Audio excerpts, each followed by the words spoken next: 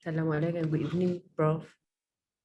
Walaikum salam. Bismillahirrahmanirrahim. Assalamu alaikum and a very good evening to everyone. How's everyone doing? Good evening, Prof. Walaikum salam. Good evening, Prof. Evening. Okay, so just waiting for everyone to get online. I hope everyone's semester is starting to get a little bit under control, getting settled, hopefully. We're in our second week now.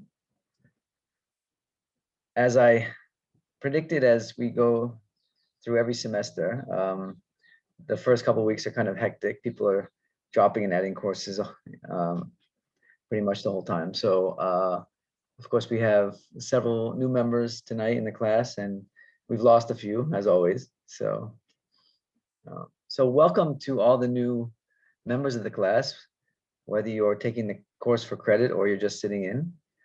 And of course, we have some familiar faces again. So nice to see all the familiar faces, and welcome to the new students. So let's just give our friends a few minutes just to get online here before we start.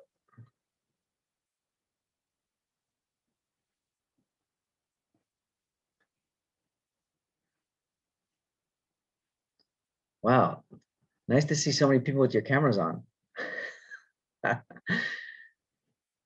I'm used to looking at usually blank screens nowadays. Most students don't like to put their cameras on, so it's nice to see so much action on the screen. Okay, so let me start by, I'll just put up Puja Blast. As you know, that's where we do everything from nowadays.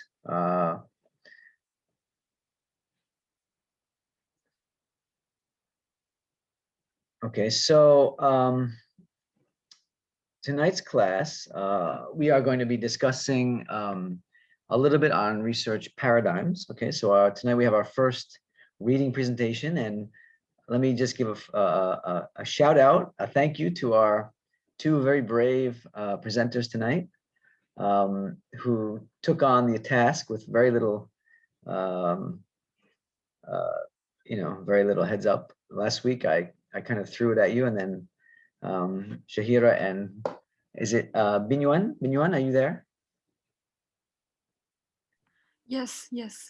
Okay, yeah. Thank you for volunteering to present tonight, and Shahira also. It's always difficult to be the first ones, to go first in the semester, but you guys stepped up to the task, so thank you very much. And so we'll let you guys do your presentation in a few minutes.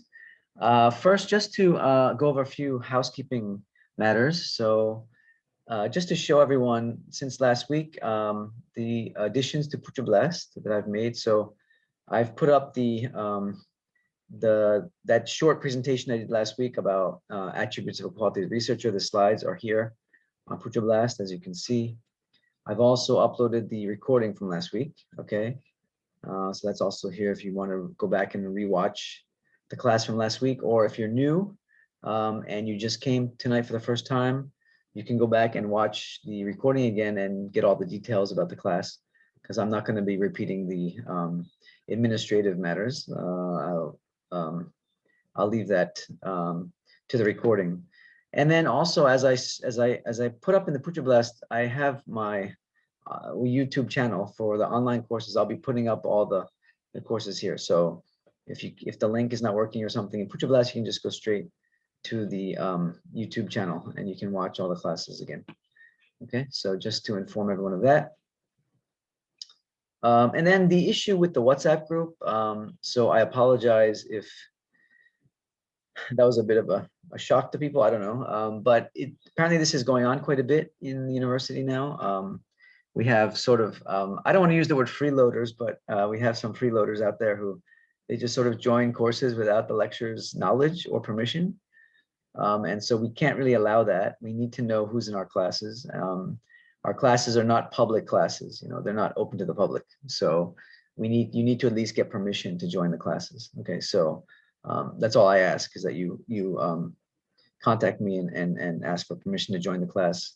And in most cases, I will say, no problem. I don't mind having people sit in the class as long as you have, the right intention for doing so. So just a matter of courtesy, really, common courtesy. Okay, but we need to know, we have to have knowledge of who's in our classes because there's been some, well, rather unethical things going on with online courses and then WhatsApp groups and stuff like that. So we have to know. Also a reminder, please go ahead and everyone click on the attendance link now that I've got you, because I know a lot of people forget to do it. And I think what happens is that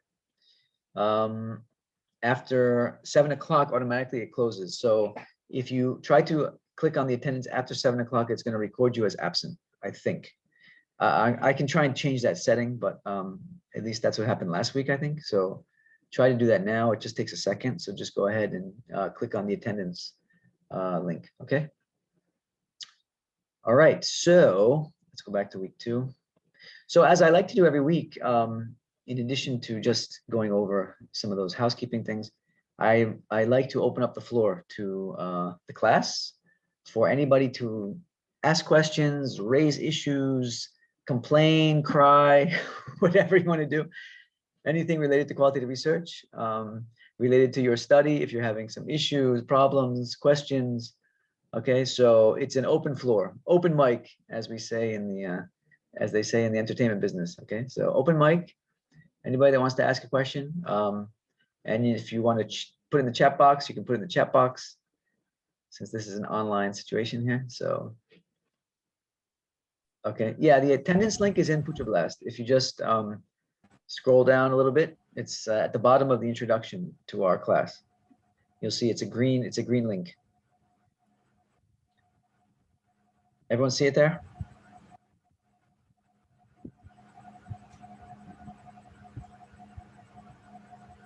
Okay, so Tim, so the class. Oh, sorry. Go ahead. Prof. Yeah, Najwa. Sorry, I'm just wondering. In my proposal, I plan to do mixed method, which is RCT and qualitative interview. Okay. But as we know now, we are in a pandemic situation. That's right. So I'm quite worried. Whether I can pull off the RCT part, because my plan is I want to do something like 10 people per session and 4 sessions per group. So I'm quite worried if my choice of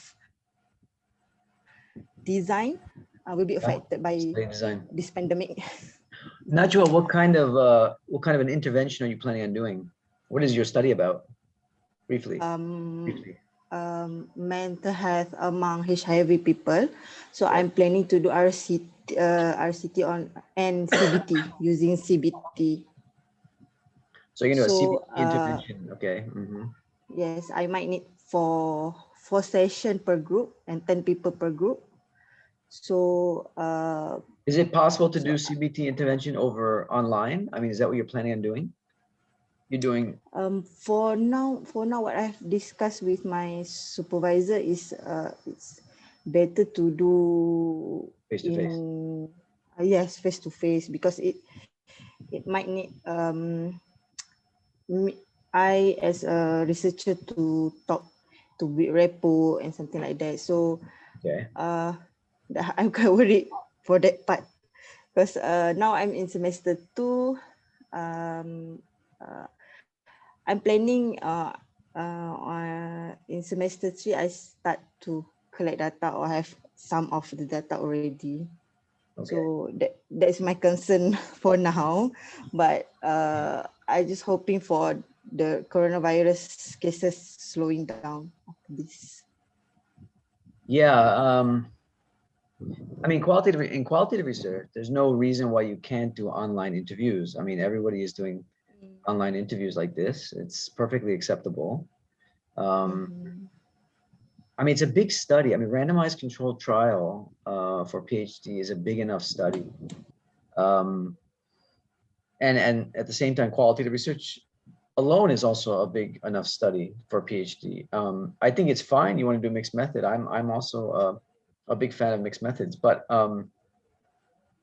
yeah, given the constraints, I think you may have to make some decisions about whether it's worth doing both, given the situation. Yeah, because my SW also give alternative opinion, which is fully qualitative if I want to drop RCT. So for now we go for both, I mean mixed method, but we see the pandemic condition how it's been And going. then So what, I might sorry, yes. at what point are you planning on doing the qualitative interviews? After the RCT or during the RCT or when? For now, my plan is after the RCT, which is I want to um,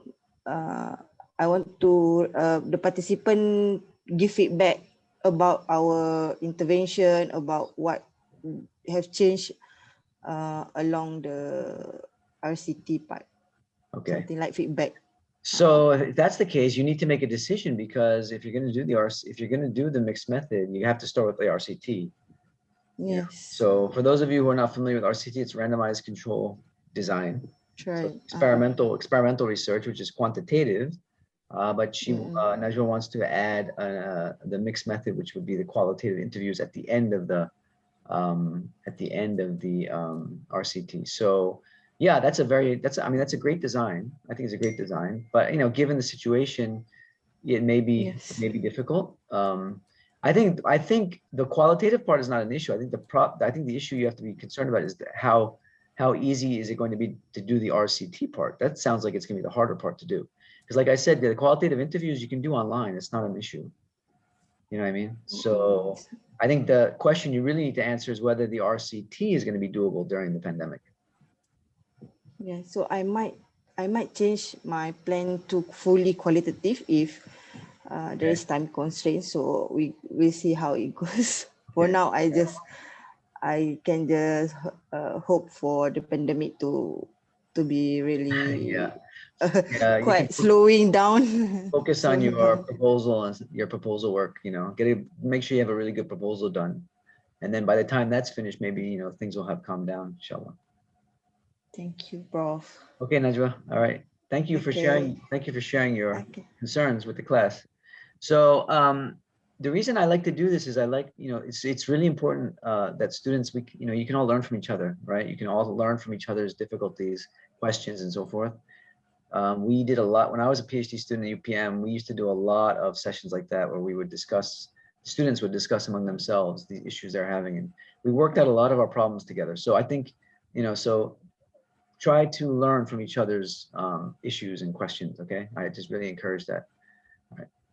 Okay. Anyone else have any questions they'd like to ask or concerns they'd like to share?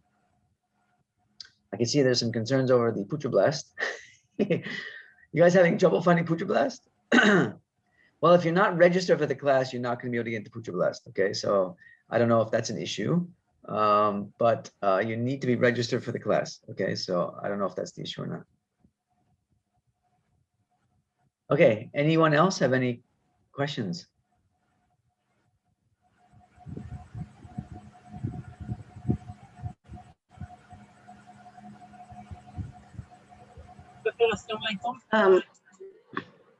Yes, Mr. Nazrul. Yes. How are you, sir? Fine. How are you? Also fine, sir. I want to know about assignment 1. Would you please provide us any kind of title for assignment 1, or I will provide? I'm sorry, I can't hear you. The sound quality is not very good. It sounds like you're underwater. Sorry. Okay, like to say the title is not important, fixed. Title, yeah, title is not important. Thesis titles will change. Thank you, sir. They will change throughout the course of the study. They will continue to change, and they might even change even after your viva. They might even change. My PhD thesis title was changed in the Senate meeting after my viva. So don't worry so much about titles. As long as you have a working title that you can use, that, make sure the title captures what you're doing. you know, but titles can definitely change. Yeah. Thank you, sir. Yes. Prof, Fixed on titles. may I ask a question? Yeah, of course. Go ahead. Uh, Yeah. Regarding about the research design, Yeah. if let's say we have submitted to the faculty and says that agree on us doing mixed method, for example, and then along the way when we are writing, after writing the first 3 chapters, we think we are going to change it to qualitative, for example. So is it possible? Can you change your design? Yeah, absolutely. You can change your design. Sure. Yes, you can. In fact, when I did my PhD, I changed my design twice. I started off fully quali, then I went to mixed, and I ended up with quanti. Yeah. So yeah, you can change your design. Yes, but of course, it's really up to your committee at that point, up to your supervisory committee. Yeah. Do we need to submit to ethics one more round, Prof? Yeah, that's a very good question. Yeah, if you completely change your design, you will probably most likely have to resubmit the ethics approval. Yeah. Because it's a different study, you know, and so they have to relook at the design and stuff like that. If you just make sort of minor changes to it, no. But if you redo the whole design, like you go from quali to quanti, or you add in, you know, a mixed method component, you add in a quantitative component to it. You know, but I think what I would do, like if you started off doing just quali or just quanti and then you changed to mixed method, I would just write, after you've gotten the approval originally, I would write them a letter and say, look, I've been approved, my ethics has been approved, but I have, you know, added a survey component or something. And then just see what they say, you know, they'll let them tell you whether you need it or not. That's what I would do. Yeah. Prof. Yeah. Hi. Sure. Hi. My name is Maizura. This is my very first time in this class. My sincere apology. Doctor, is it possible for us to get the previous video, means that the video from week 1? Is it possible for me to view the class recording? Are you registered for the class? Yes, I'm registered for the class, Doctor. Okay, so as an elective. Yeah, if you go into your Puja Blast, in Puja Blast, there is a folder in Puja Blast. Let me show. Can you see my screen now? You can see my Puja Blast screen.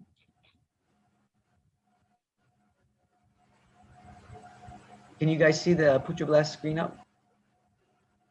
Yes, we can see it, bro. Okay. Yes. All right. So if you look on our course site here on Puja Blast, if you scroll down, there's a folder here for videos. Okay. Oh, sorry, I passed it. It's up here. Class recordings here. Okay. So if you just click on that, so the class recordings are here. Okay. So you just click on the link, it'll take you right to the video. Or you can, at the top, I've also included the YouTube channel link. So just click on this one. Also, it'll take you to the class, the YouTube channel. All the classes are here. The videos are here. Doctor, the YouTube channels is open for everyone? Yeah, I make all the videos public, so they should be, yeah. If you have a problem, let me know, but they should be viewable for everyone. Okay, thank you, Doctor. Thank you very much. Sure. Yes, Prof. Assalamu alaikum. Alaikum salam. Yes. Yes, my name was Raju Muhammad. Raju, yes, Raju. Yes, thank you, Prof. Yeah, I also sincerely apologize for this is for the first time I'm attending the class. I wasn't able to attend last week. It's okay. Because I didn't get the information. Yeah, thank you very much. I have 2 questions, sir. Sure. My first question is I'm taking this course as a compulsory because my supervisor asked me, I did introductory qualitative research with the Tamurshid Arshad. Good. Because my research is a qualitative methodology. So after introductory qualitative research, my supervisor asked me to also take advanced qualitative research. But I was like, I want to find out if I can take it elective or compulsory. I contacted one of the students under her supervision, and the student told me that she asked her to take it as compulsory. So it doesn't really matter. It doesn't really matter. It's in your record. It's going to be the same. So if my suggestion is that if you are doing a qualitative thesis, best to take it compulsory. All right. Okay. And if you're not doing a qualitative thesis, you can take it as elective. But I think as a PhD student who's doing qualitative research, it's best just to take it as compulsory. Okay. But it doesn't really matter. In your record, your transcript, it's going to show up the same. So I don't really, it's not that really a big an issue. Okay, thank you for this clarification. Then my second question is about so still about my thesis. I initially developed a proposal with focusing on phenomenology, but along the line, the committee, my supervisory committee, decided that I should change. Because my topic, the title of my research is Women's Experience on the Care of Postpartum Hemorrhage. Okay. So the initial, I intended to do it as phenomenology, but later the committee decided that I must change it to case study, because I'm trying to highlight the problems from my country, Nigeria. So they decided to make it that I have to make it a case study.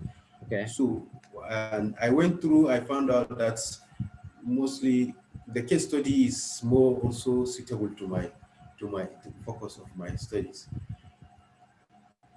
Yeah, I'm not going to overrule your committee's advice to you. It's not appropriate for me to do that. Okay. But from what you've said, and I know very little about your study, obviously. So my suggestion is that, based on the topic you just told me, you just voiced out, I think it sounds very phenomenological in nature, the study, the experiences of women having this problem or whatever. So it's totally okay for you to want to do a phenomenological case study. You can do a case study, but you can incorporate the characteristics of a phenomenological study, and especially in terms of how you frame your questions and you conduct your analysis and so forth. So you can present the findings as a phenomenological study, but it's within the confines of a case, right? So you identify the case very clearly, but the way you conduct the study is according to phenomenology. So it's what we call a phenomenological case study.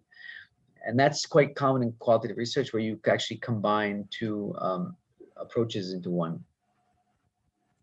Because I mean, the topic, the way you've explained the topic, it sounds very phenomenological, and I think it would be it would be kind of a loss to lose that element of it. So, but of course, if it's within us, if you're looking at a specific group of women or women within a specific, maybe a specific location or something, then yeah, I understand why you'd want to keep the case study part of it as well. So you can combine them. There's no problem there. No problem. Thank you. Okay. Yeah. All right. So think about that. Yeah. And as we go throughout the semester, we're going to be talking about the different traditions, phenomenology, case study, etc. So it might give you a better idea as we go along, also in the course. All right. Any other questions before we turn it over to our presenters for this week? I have one question, Prof. Okay, last one. But I think this is something new maybe to those who just joined the class. In terms of bracketing and reflexivity, at what point should we start if we are professionally related to the participants? Start now. Start now. Start now. Even as you're planning. As in during the methodology. Okay. So it must be reported in the.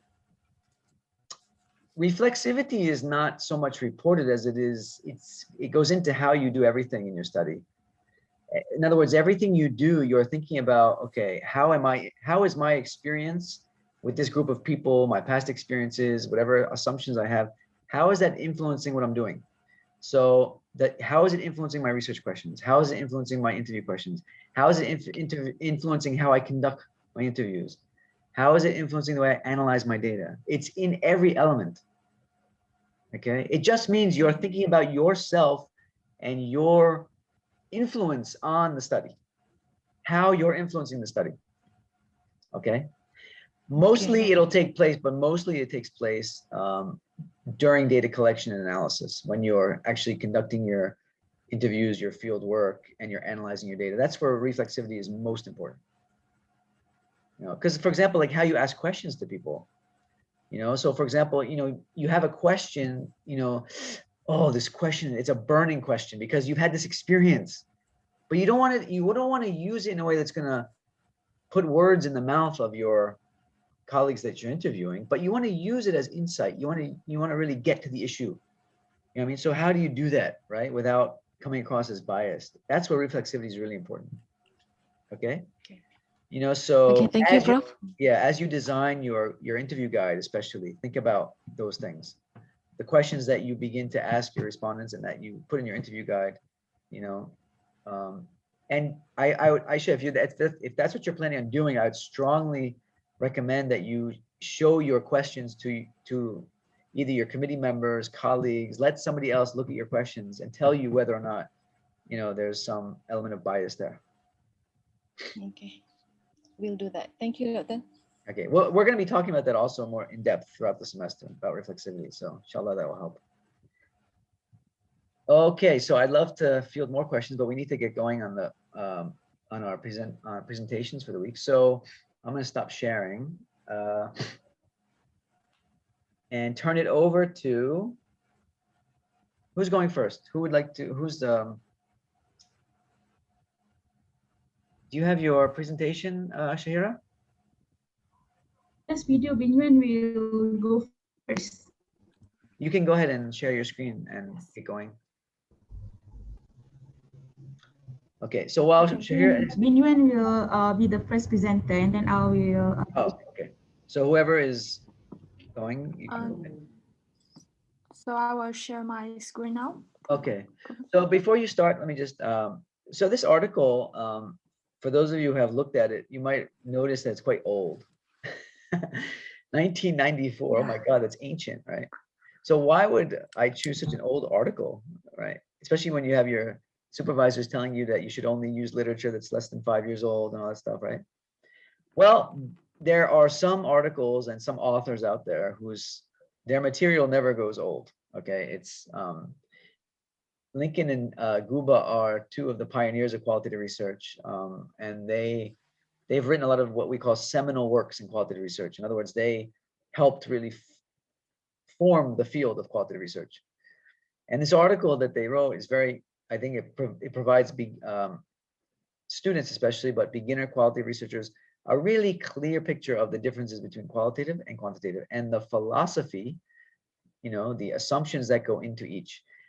That is important because when you are out in the field in your collecting data, doing your study, doing your research, you must have the right mindset. You must have the right frame of mind that is really formed by those philosophical assumptions. If you're thinking like a positivist, if you're thinking like somebody that does quantitative research and you're trying to do a qualitative interview, you're going to get very confused. Okay. I used the example last week about, is it okay to go have lunch with your respondent after your interview, right? And some of you were like, whoa, that's kind of a strange question, right? You know, and that is really, those are the kind of things you're going to come up against in your field work. And you need to know, based on your ontological perspective, based on your epistemology, right, that informs your choice of qualitative research. Is it okay that I do this? What are you going to do in an interview when your respondent starts crying? Are you going to hand them a tissue, or is that not allowed in research? Are you going to pat them on the back and say it's okay? Or can you not do that in qualitative research? Right? If you have a very clear understanding of your ontological perspective, your epistemology, then those issues will not be of concern to you. You'll know exactly what to do. All right. So this is why you need to have at least a basic understanding of your the philosophical assumptions of qualitative research. All right. So that's why this article, it's a good way to start the course, I think, because it just provides a sort of foundation for what we're going to talk about the rest of the semester. Okay. All right, so go ahead. Sorry, Benyon, you want to share your screen? Can you do it? Okay, I will. Yeah, I will do Are you having, it. I now. think I made it so you can share the screen. Yeah.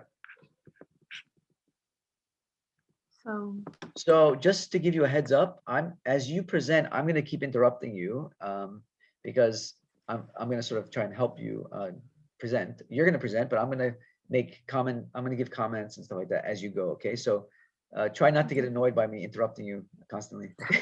No. That's fair warning. Okay. Fair warning to you. Okay. Go ahead. Sorry, go ahead. Okay. So am I sharing my screen now? Go ahead. Good evening, everyone. So my name is Gu Bingyuan, and you can call me Bingyuan. So I would like to share my understanding of this week's article with you. And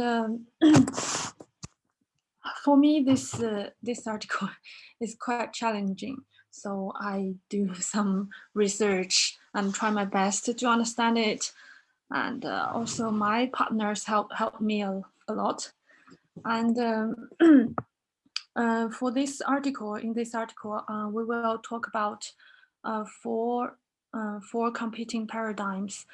They are positivism, post-positivism, critical theory, and constructivism. And for my part, I will from page 105 to 111, and my partner will do the rest of it. So for my part, I will cover 5 parts of it. They are the quantitative or qualitative distinction, critiques of the received view, the nature of paradigms, the basic belief of received and alternative inquiry paradigms, and intra-paradigm analysis. So let's look at the qualitative distinction first. According to the article, historically, there has been a heavy emphasis on quantitative science, and it also divided the science are also divided into hard and soft. The hard is science with quantifiable, which is physics and chemistry, and the soft one is less quantifiable, like social science. And people widely believe the higher the degree of quantification was found in the given field, the more scientific maturity is. So for the Sorry, I'm not sure if you're all aware of that the reason why hard and soft sciences are called that has to do with the extent to which they're quantifiable. Okay, that's why social sciences, education, they always refer to as soft, the soft sciences, right? But it directly relates to this idea that they're less scientific because they're less quantifiable. All right. So if you're a qualitative researcher, right off the bat, they're saying you are less scientific than us in physics and the hard sciences. Okay, so that's quite interesting because there's often, even within UPM, we have our administrators, our university management often refers to the differences between the hard and soft sciences. Okay, so it's actually, yeah, it's a misnomer, but they like to, because it's based on the bias towards quantification. Okay, so, okay, sorry, Binyan, go ahead. Okay, so the received view of science focus on, sorry, I can't see my PowerPoint. You can't see your own screen. That's a problem. Yeah. That is a problem, yeah. Sorry. Okay, maybe I can just do like this. The received view of science focuses on efforts to test a priori hypotheses and formulaic precision has enormous utility when the aim of science is prediction and control of natural phenomena. And there was a widespread conviction that is only quantitative data are ultimately valid or of high quality. Okay, so the received view is what is really considered to be the norm in science, is that quantitative sciences are the norm and qualitative are the little brother, so to speak, okay? And so again, it's all based on this bias towards quantification, right? And that's why it took a long time for qualitative research to become accepted. And it's still hard in some forums, it's still hard for qualitative research to penetrate. In fact, you'll come across journals that will not accept qualitative research articles, okay, still to this day. When I started out 15 years ago, 20 years ago, it was really hard. It was much more challenging than it is now. We've come a long way actually in the past 20 years, but that's why this article, when they were writing this, they were really trying to argue for, the acceptance of qualitative research, because it was really the received view is the quantitative view of the world, basically. So that's what they're talking about here. Okay. And has then this idea of only quantitative data are of high quality. This qualitative data stuff is mushy, it's not real science. It's not real, it's not real quality science. Okay. Yeah. Okay, go ahead. So you can't go to slideshow mode, huh? It's not working. Yeah, because if I play it as the there it goes. The cameras. Oh, yeah, but I can't see the whole picture, the whole Never thing. mind. Go ahead. Whatever works. Go ahead. Whatever you I don't know why. It's okay. Okay. So, and John Stuart Mill is said to have been the first to urge social scientists to emulate Hart Cousin, promising that if his advice were followed, rapid maturation of these fields as well as their emancipation. Yes, emancipations from the philosophical and theological structures that limited them would follow. So this idea of objectivity, right? We want to make social sciences objective, like their hard cousin or their hard science cousins, physics and those types of things, mathematics and everything. So they want to strip it of all its context, of all its values, everything. Okay, go ahead. And then let's move to critiques of the received view. And there are two critiques. The first one is the internal critique, and the second one is external critiques. And for the internal critiques, there are 5 of them. The first is context stripping. Precise quantitative approaches that focus on selected variables through appropriate controls and randomization. So such kind of design would will increase the theoretical rigor of a study, distract from its relevance. So, but the outcome of it applied only in other similar situation, and the qualitative data can address imbalance by providing contextual information. And the next one is exclusion of meaning and purpose. Human behavior cannot be understood without reference to the meanings and purpose attached by human actors to their activities, and quantitative data can provide rich insight into human behavior. And disjunction of ground theory with local contexts. The Emic dilemma. The Attic theory brought to bear on inquiry by an investigator may have little or no meaning with the Emic view of study individuals, groups, societies, or cultures. But quantitative data are used for uncovering Emic views. Theories to be valid should be qualitative grounded. Okay, next So, one. and What we're going to discuss. Go ahead, okay. finish the list first. Yeah. Okay.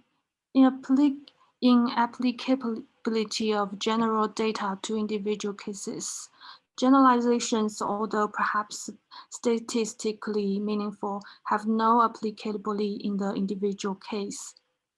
So quantitative data, it is held, can help to avoid such ambiguities. And the last one, the exclusion of the discovery dimension in inquiry.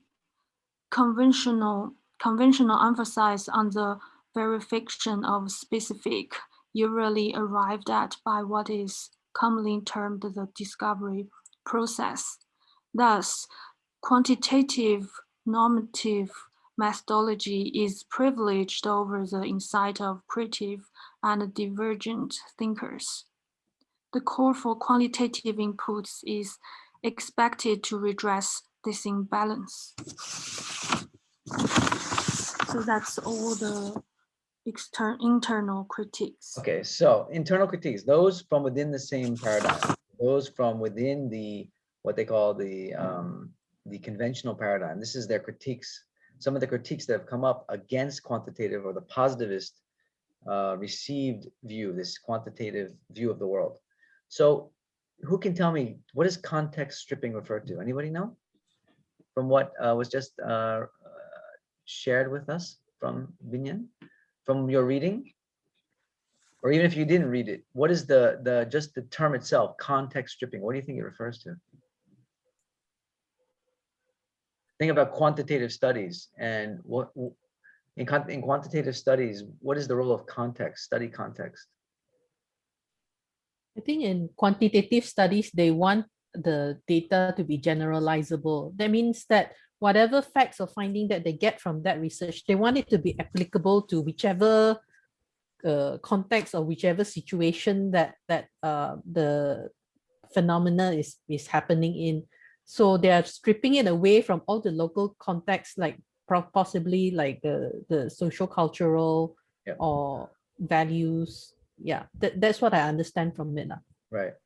So they use these things called control variables. Have you heard of control variables in quantitative research? So they control for all those contextual things or potential influences on the finding, on the outcome, right? And so it's void of context. In other words, like Chayan said, they're trying to make their studies generalizable to large populations. Well, once you do that, if you do that, of course, they no longer become relevant to local contexts.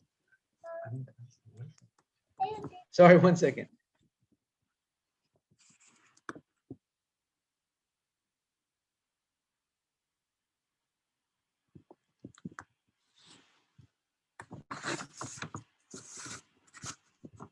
Sorry, work from home moment. So that's essentially context stripping, and that's one of the critiques of the quantitative view of this very quantifiable type of science that they are talking about as the received view. Okay, and so the second one, exclusion of meaning and purpose. Okay, who can tell me what that means? What that refers to?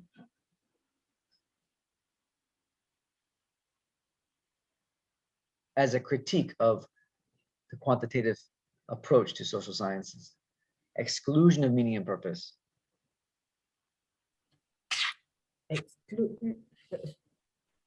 Sorry, may I try? Of course, that's what we're here for, trying. Go ahead.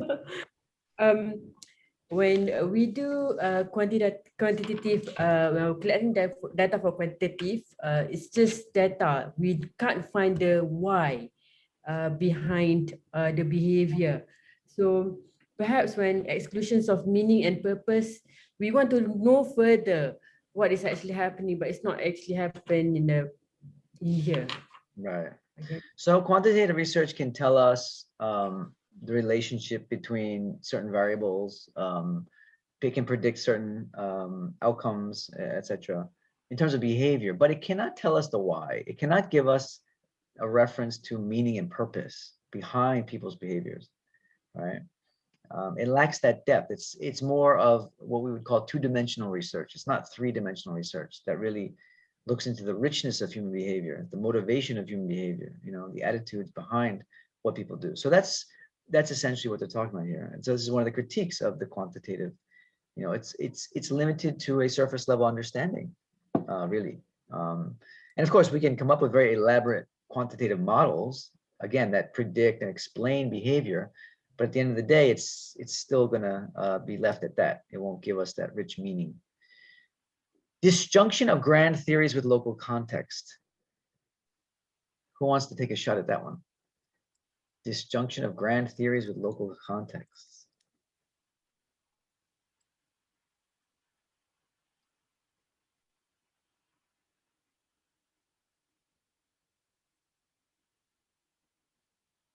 So if I study a group of orang asli and I apply the theory of planned behavior to this kampong in orang asli kampong in wherever, is it going to work very well?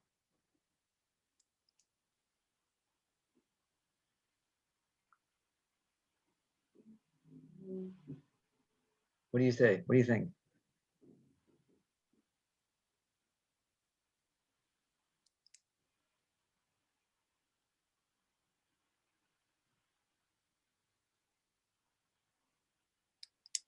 Anyone? Come on, just take a guess.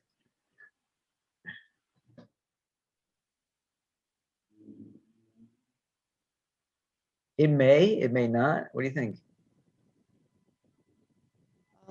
Our theories or our view might be not suitable for some population or some local context. Exactly.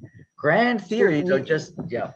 Sorry, go ahead, Najwa. I cut you off. Go ahead. No, so we need to something like flexibility or another point of view. Yeah. So that we can adapt our view into that local context. So they call this the etic emic dilemma. So the etic means the outsider's view of the phenomenon. The emic is the insider's view. So the etic perspective is that grand theory that was probably developed in 45 Western countries among middle-class white people. We have tried to apply that theory to a group of orang asli in Pahang. There may be certain dimensions of it that apply because we're all human beings after all, but there may be a lot that doesn't really resonate with that particular group, okay?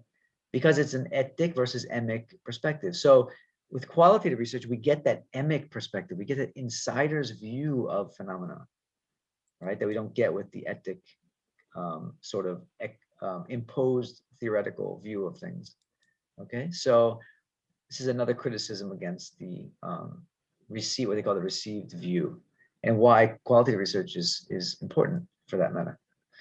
And then inapplicability of general data to individual cases. Okay, so that's similar. It's a similar concern.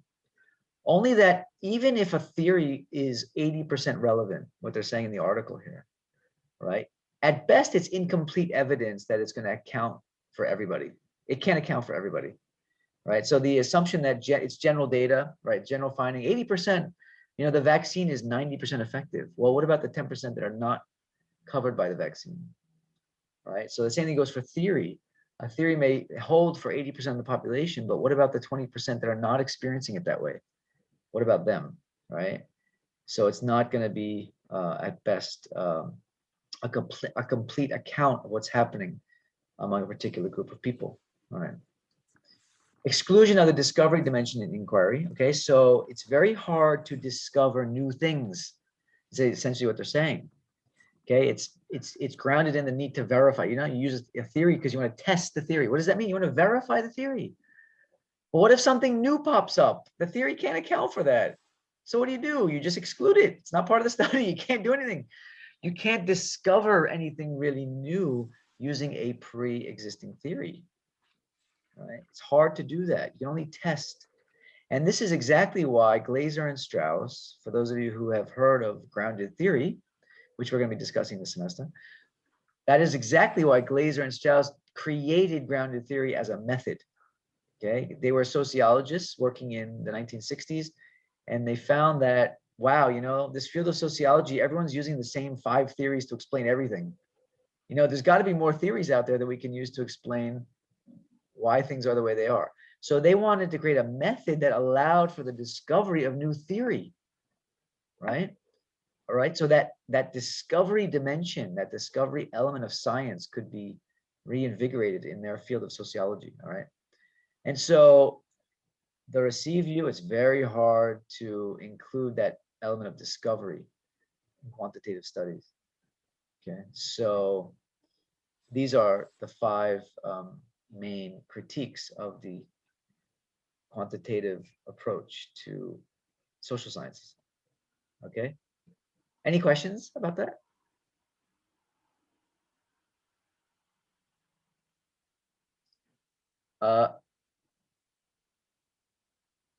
Feel free to ask questions. Don't feel like there are no stupid questions in my class. No dumb questions. So any question you have, feel free to ask. The only stupid question is the one that's not asked. That's my motto. Okay. Binyan, you want to continue? Since it doesn't sound like there's any questions yet. Okay.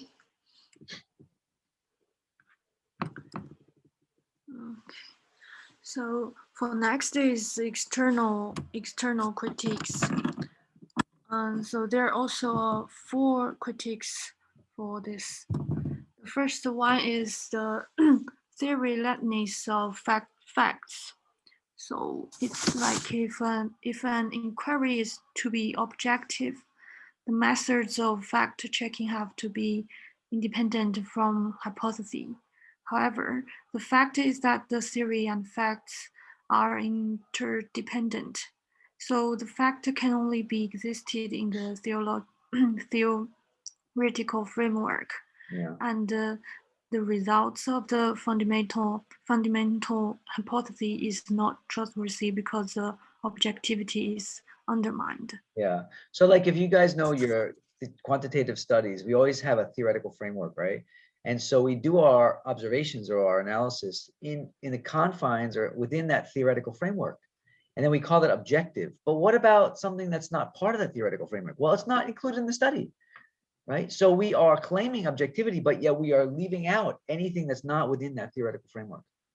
Okay, and that's one of the critiques of the, you know, the sort of theory-driven kind of quantitative scientific research. Okay, that facts are not really facts because they're limited by the theoretical position or framework of the researcher, all right, and how they're conducting the analysis. Okay, so the claim, again, the claim of objectivity, of total objectivity, is really not true. Okay. Okay. Okay. Next. Next is under determination of theory. So it is possible to prove the existence of fact by deduction with a coherent theory. However, it is impossible to come up with a single theory through induction with a coherent set of facts. So the history position of science, that is, can by its method ultimately converged on the real truth, is brought sharply into question. Yeah. And yeah, we'll elaborate on this in a minute. Go ahead, keep going. Okay, the valuelessness of facts. Just as theory and facts are not independent, neither are value and facts. So theories are themselves value statements. Thus, putative facts are viewed not only through a theory window, but through a value window as well. The value-free posture of the received view is compromised.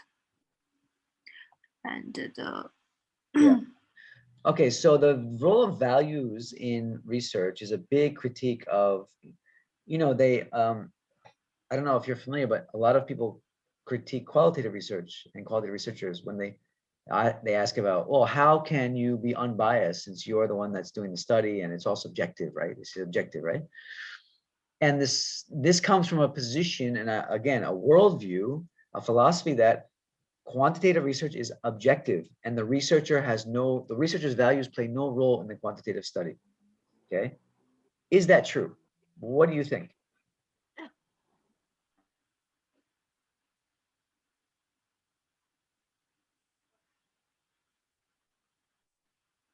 For those of you who have ever done any quantitative research, did you feel like you were being completely objective when you did your study?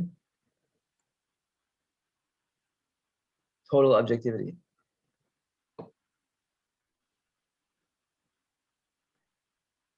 Where's Aisha? Aisha, there you are. Aisha, you mentioned to me you were doing a study on your workplace. Is that true? Actually, with my students. Okay. I'll be interviewing my students. Great example. Is it possible for you to be fully objective in doing your study with your students? Do you think? I'm going to say no. Good answer. It might be difficult. It might be difficult. I do have to state all the, the reflexivity and bracketing and biases that might creep in during the process. But then acknowledging it will be helpful to differentiate the thought process and something. Okay, so let's assume you wanted to do a quantitative study. All right.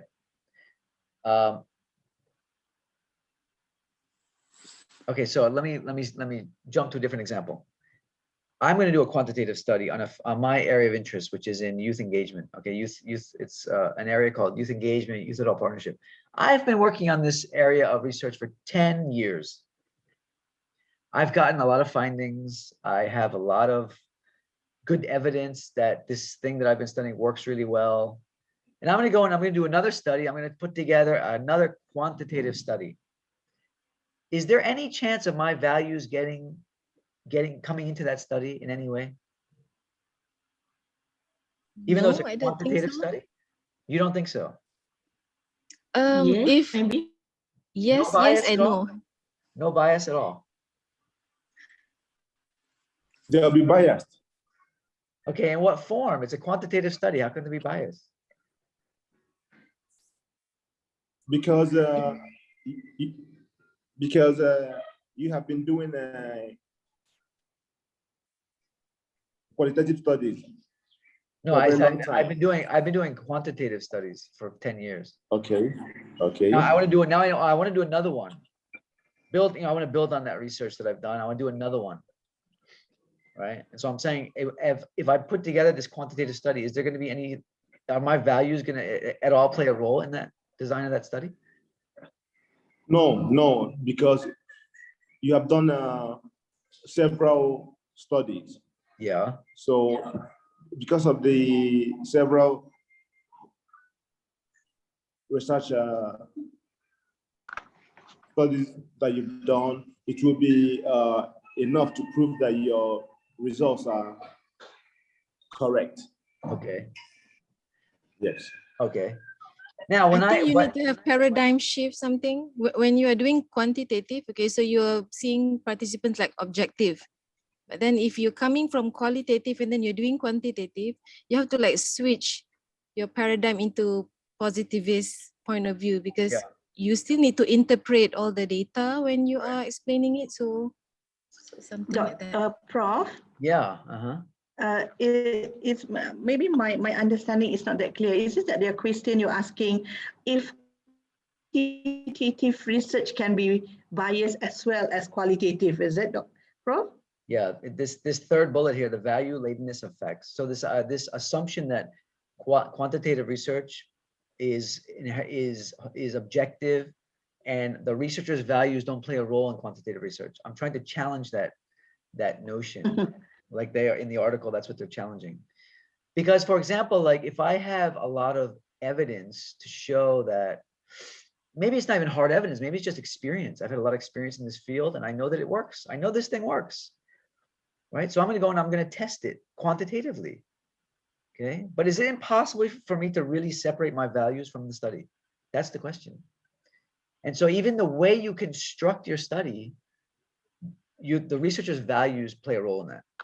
Okay, and I've seen this many times with quantitative researchers, not just qualitative researchers, right? The way they construct the way they choose their variables for their study, the way they even construct their instruments for their study and so forth. It's not based necessarily on their values like I like something or I don't like something, but it's based more on their what we call theoretical biases, and those are values.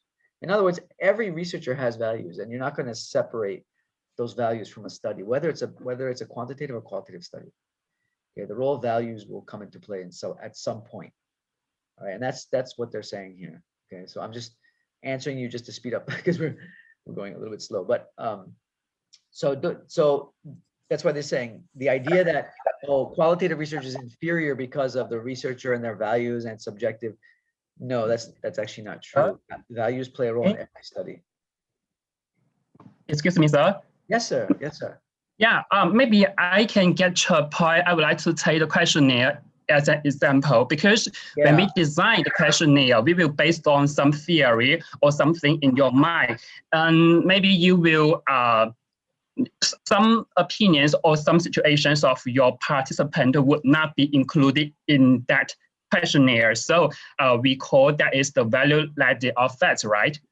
Right, exactly. It comes into play a lot in the design as well as the use of questionnaires, of survey instruments. Yep, absolutely. Okay, thank you. Good point. Thank you. Okay, so let's move on. So we're going a bit slow. Let's move on. Binian, you want to continue? Okay. Yeah. So the last You can go to the next. You can just go to the next slide. Yeah, let's just move on from this. Okay. Okay.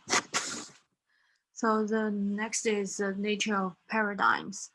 So paradigms as basic belief system based on ontological, epistemological, and methodological assumption. So a paradigm may be viewed as a set of basic beliefs that deal with ultimates or first principles. It presents a worldview that defines the nature of the world, the individual's place in it, and the range of possible relationship to that world and its parts. So the ontological and epistemological and methodological assumptions are so interrelated within inquiry paradigms that answering one question limits how the other can be answered. So in this, Go ahead. In this article, they have selected an order that they believe reflects a logical primacy. So it's the first is ontological question, and then is epistemological question, and then is methodology questions. For the ontological questions, what is the form and nature of reality? What is true, or what is exists? It's the beliefs about reality. What we think reality is will shape what we think we can know about the reality. And the epistemological question is, what is the nature of the relationship between the knower or would-be knower and what can be known? So epistemology Go ahead, sorry. Okay, means what relationship the reader has with the research and how do we get knowledge. So the answer of ontological question will constrain the answer of epistemological question. So it means what the reader believe about the nature of reality will constrain what kind of relationship they think the reader should have with whatever is being studied. Okay, so that was a very complicated way of saying, when you guys chose to do your qualitative research studies, since I'm assuming you're all doing qualitative research or mixed method, do you know that you made assumptions, that you have assumptions by choosing qualitative research? You have assumptions about the nature of reality and how we know, or how we can know what we know? Did you realize that? Yes. Amrin, you did. Because I think what interests me is about the value that we mentioned earlier. Yeah. It goes against, like, paradigm is actually reflecting your beliefs about things. So if you believe that numbers tells you everything, then you would probably go to the positivist paradigm. But if you believe that there must be something behind numbers that you would like to seek further, and that's why you go to another paradigm that might answer to your inquiry. So that's what I believe about the earlier. Yeah. So I know, so for example, like if you're doing a case study, if you're doing a small case study, a qualitative case study, right? And say you're studying just one particular class. Okay, let's just use an example. Can you generalize the findings of your study to other classes in that university or in that school? If you do a case study, not generalized. You cannot generalize. Okay, Yeah. Amrin says you cannot generalize. How about the rest of you? Anyone else have a different opinion? Can you generalize? Well, if you're doing a qualitative research, yeah, it's a qualitative case study. You cannot generalize.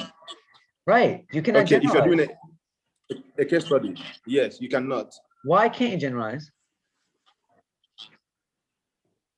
What is the assumption behind the assumption behind the reason we cannot generalize?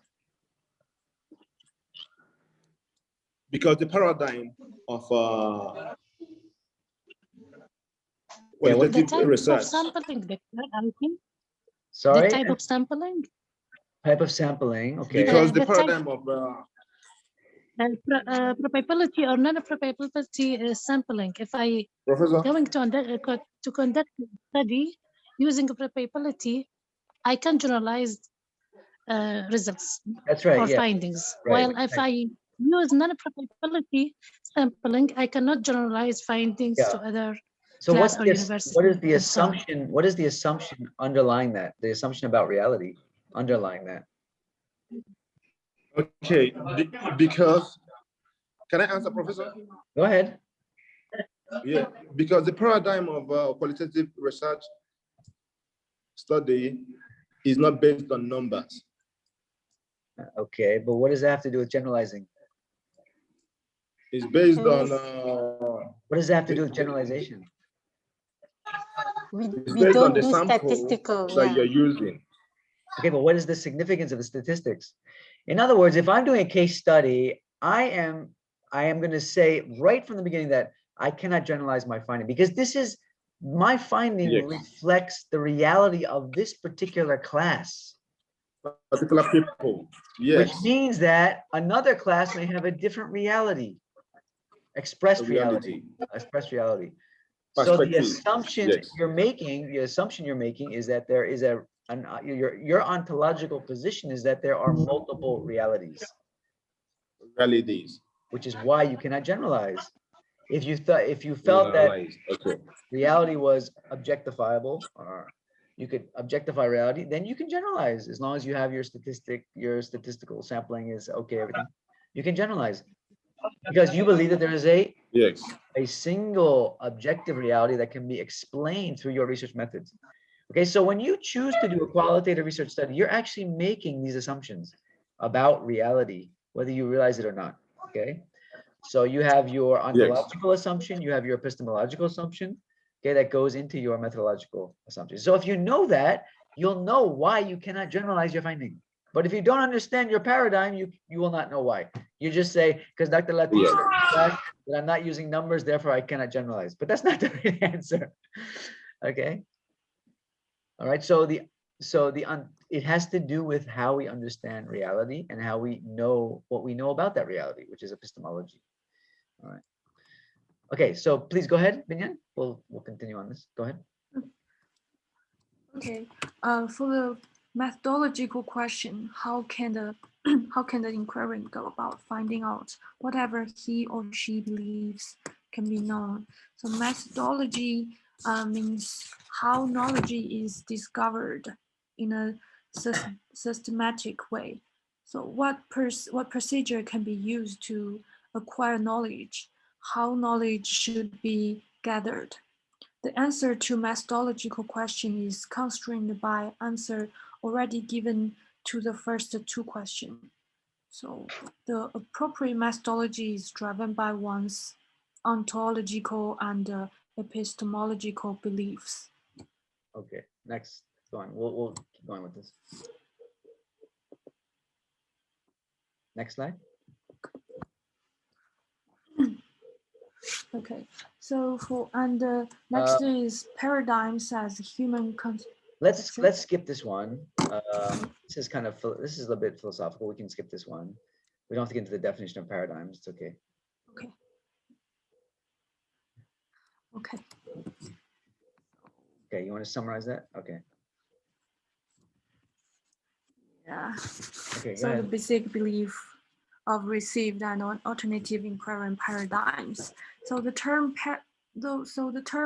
positivism denotes the received view, and the positivism is a response to the most problematic criticism of positivism.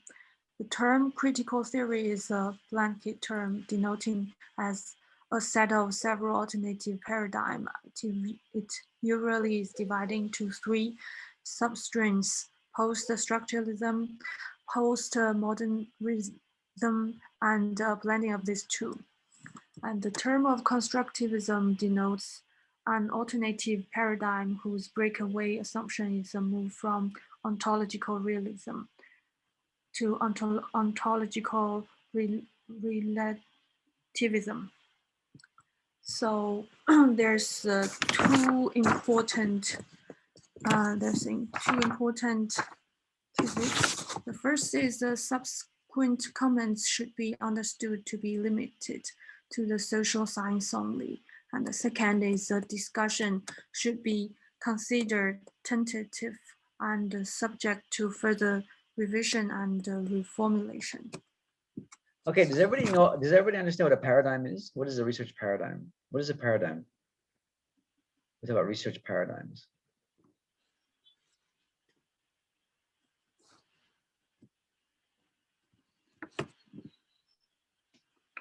Anyone?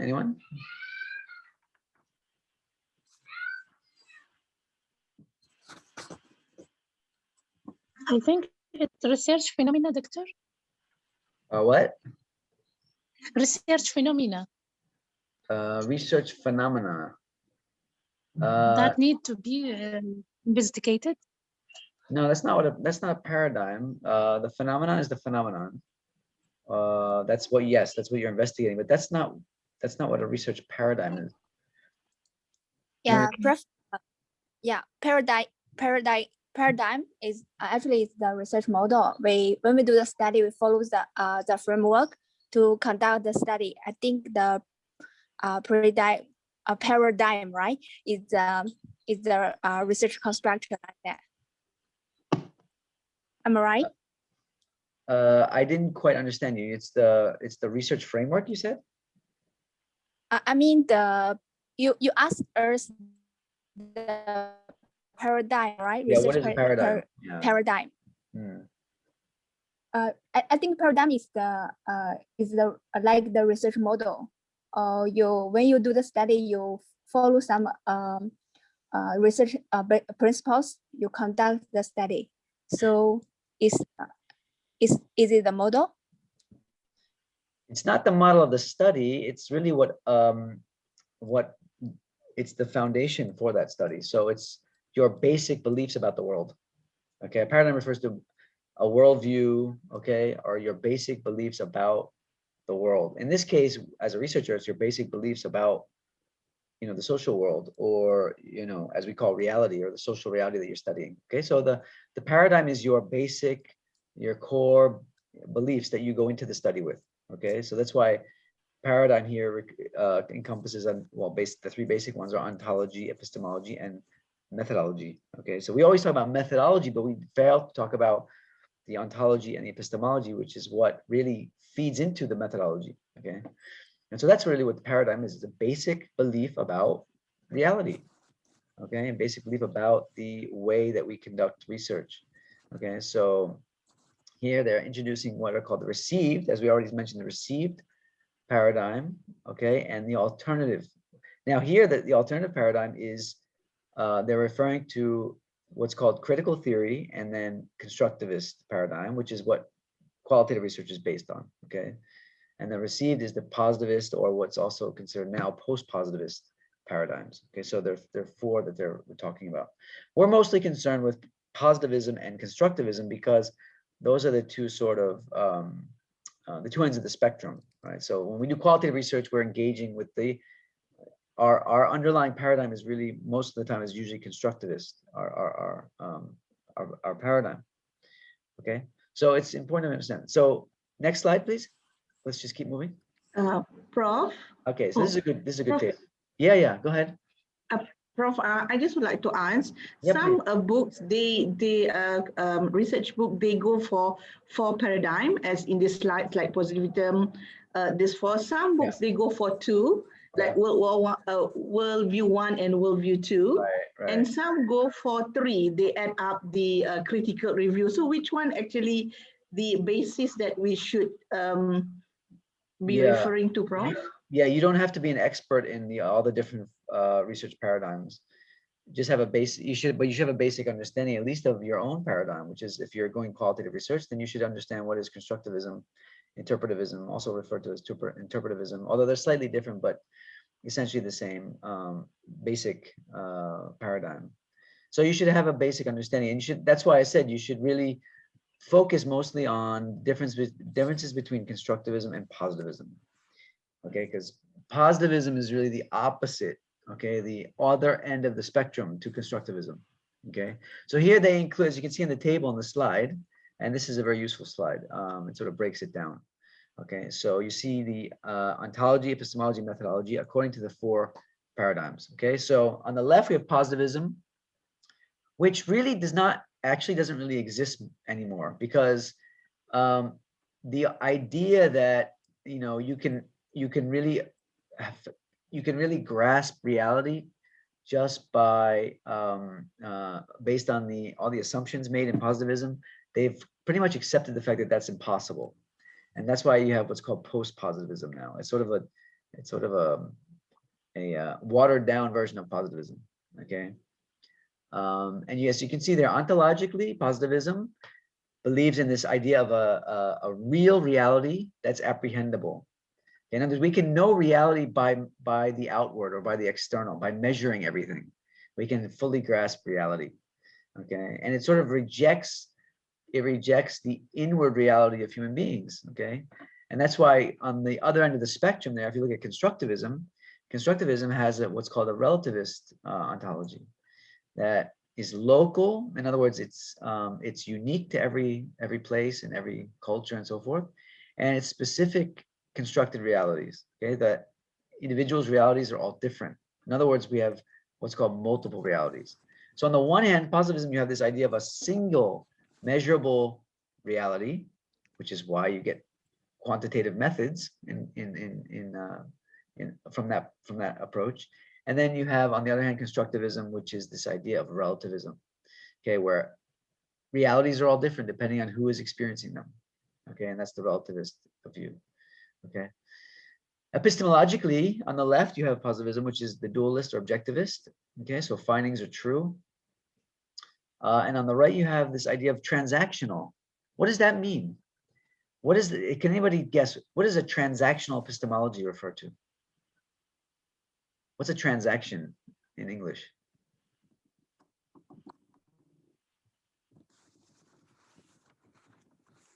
Something that we exchange. Right, so it's an exchange between two people, right? So here, what they're saying is that epistemologically, how we can know what we know is through interacting with our study participants. That's why we can have lunch with them after the interview. Because we're trying to, as you see there, created findings. We're trying to generate findings through our interaction with our study participants. That's where the data comes from. That's where the reality is that's how the reality is understood, by interaction with them through transaction. Okay, Very different than what you see on the left, the dualist, objectivist approach, okay, where the researcher cannot interact with his or her researchers, study participants. Okay, we must remain objective. All right, totally different, totally opposite. Different epistemology, how we know what we know. That's epistemology, how we know what we know. And then, of course, methodology. Okay, so on the left, based on ontology and epistemology, on the left, you get in the positivist approach, paradigm, sorry, you get experimental research, manipulating variables, verifying hypotheses, okay, mostly, chiefly quantitative methods. On the right, you get the hermeneutical or dialectical. Hermeneutical refers to meaning making. Okay, so that's all the qualitative methods, okay, that are focused on meaning making and creating data or arriving at findings through interaction dialectic, which is sort of engaging in dialogue and so forth. Okay, so they're polar opposite. They're really polar opposites. All right. But it all starts with the ontology, understanding assumptions about reality, and then epistemology is how we know what we know. Okay, how we know what we know, how we understand what knowledge is, and how we know what we know, and then from there we identify our methodology. This is why, for many years, qualitative researchers in their theses, they had to explain in their chapter 3 what is their ontological position, what is their epistemological position. Only then they could talk about their qualitative research design. Because if they didn't understand those two things, then it was clear that they didn't really understand qualitative methodology. Okay, so nowadays it is still expected that you write a little bit about research paradigm, but not to the extent that we used to have to do it. Okay, but you should have a basic understanding of this paradigm, this constructivist paradigm. All right. Okay, so any questions about that before we?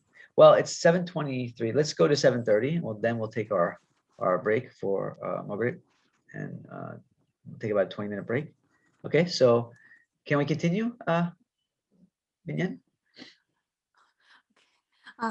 So do I need to explain all this? No, I've covered it. I just wanted to highlight. Okay.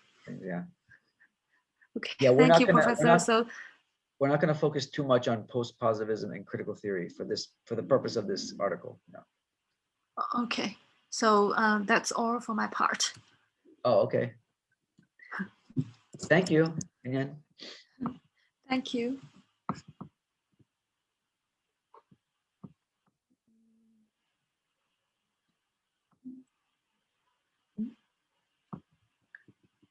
So should we just, since you guys are going to switch now, maybe we should just take a break now, and we'll come back at about 7:45.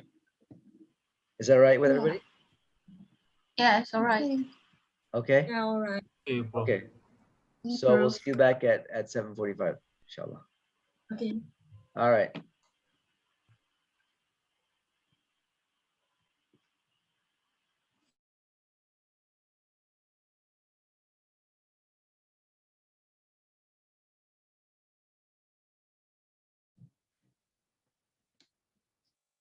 Okay, Bismillahirrahmanirrahim. Is everyone back? Can we start up again?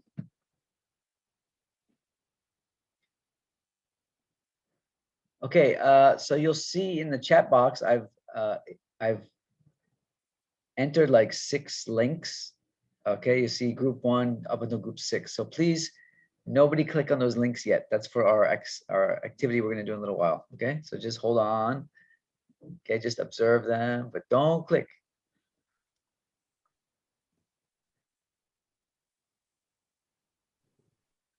I'm sorry, Prof. Can you please share again the group list, because just now I was disconnected and the chat is quite empty here.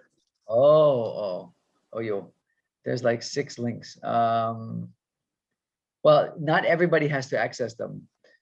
In a little while, we're gonna break up into 6 groups, breakout rooms, and each group has to access one of those links. So as long as one person in the group can access the link, that's enough.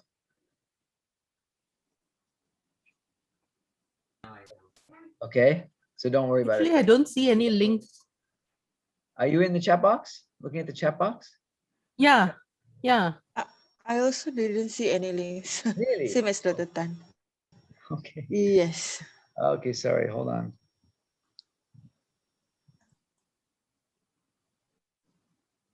Oh, no. Oh, it's okay. Do you see them now? No. No. Still no. Let me try No. that. Nope. Okay, let me try it again. Hold on.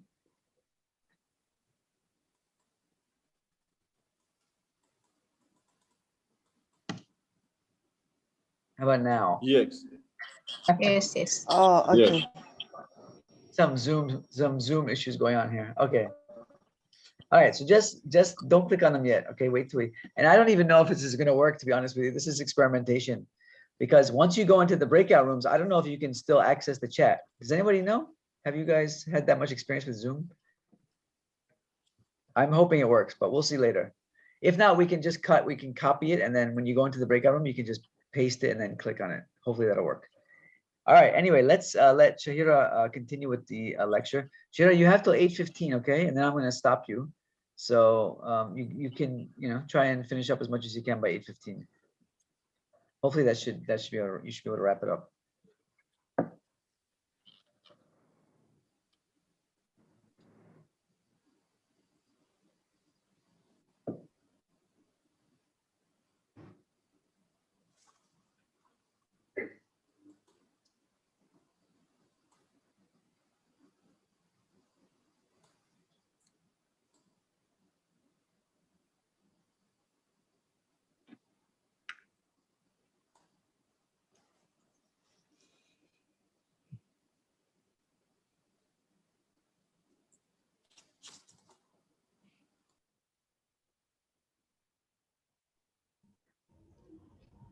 Hi everyone, can you see my screen now?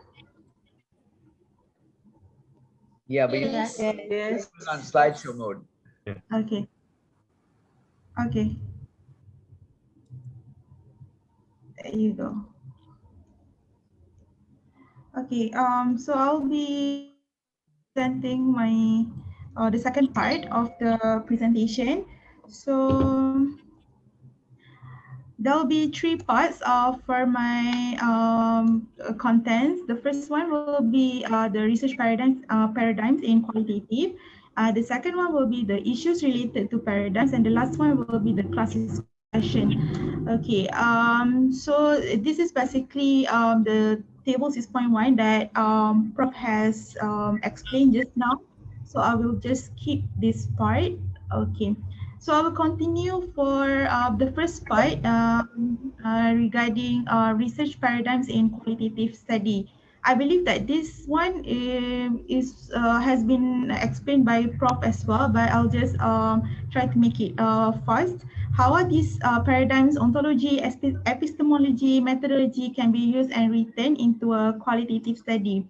So as we can see from here, there will be there's three paradigms, which is ontology, epistemology, methodology. So as for ontology, in qualitative, the reality is multiple, as seen through many views, and the practice implication for the researchers, they actually different perspective as things develop in findings. As for epistemology, qualitative researcher obtain from subjective evidence is obtained from participants, in which the participants, the researchers attempt to lessen the distance between themselves and the participants.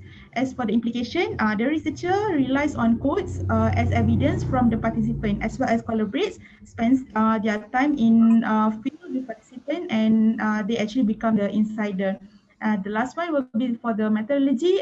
In terms of the characteristic, researcher uses inductive logic, studies the topic within its context, and use an emerging design. The implication will be researcher describes studies content in detail and continually revises questions from field experiences.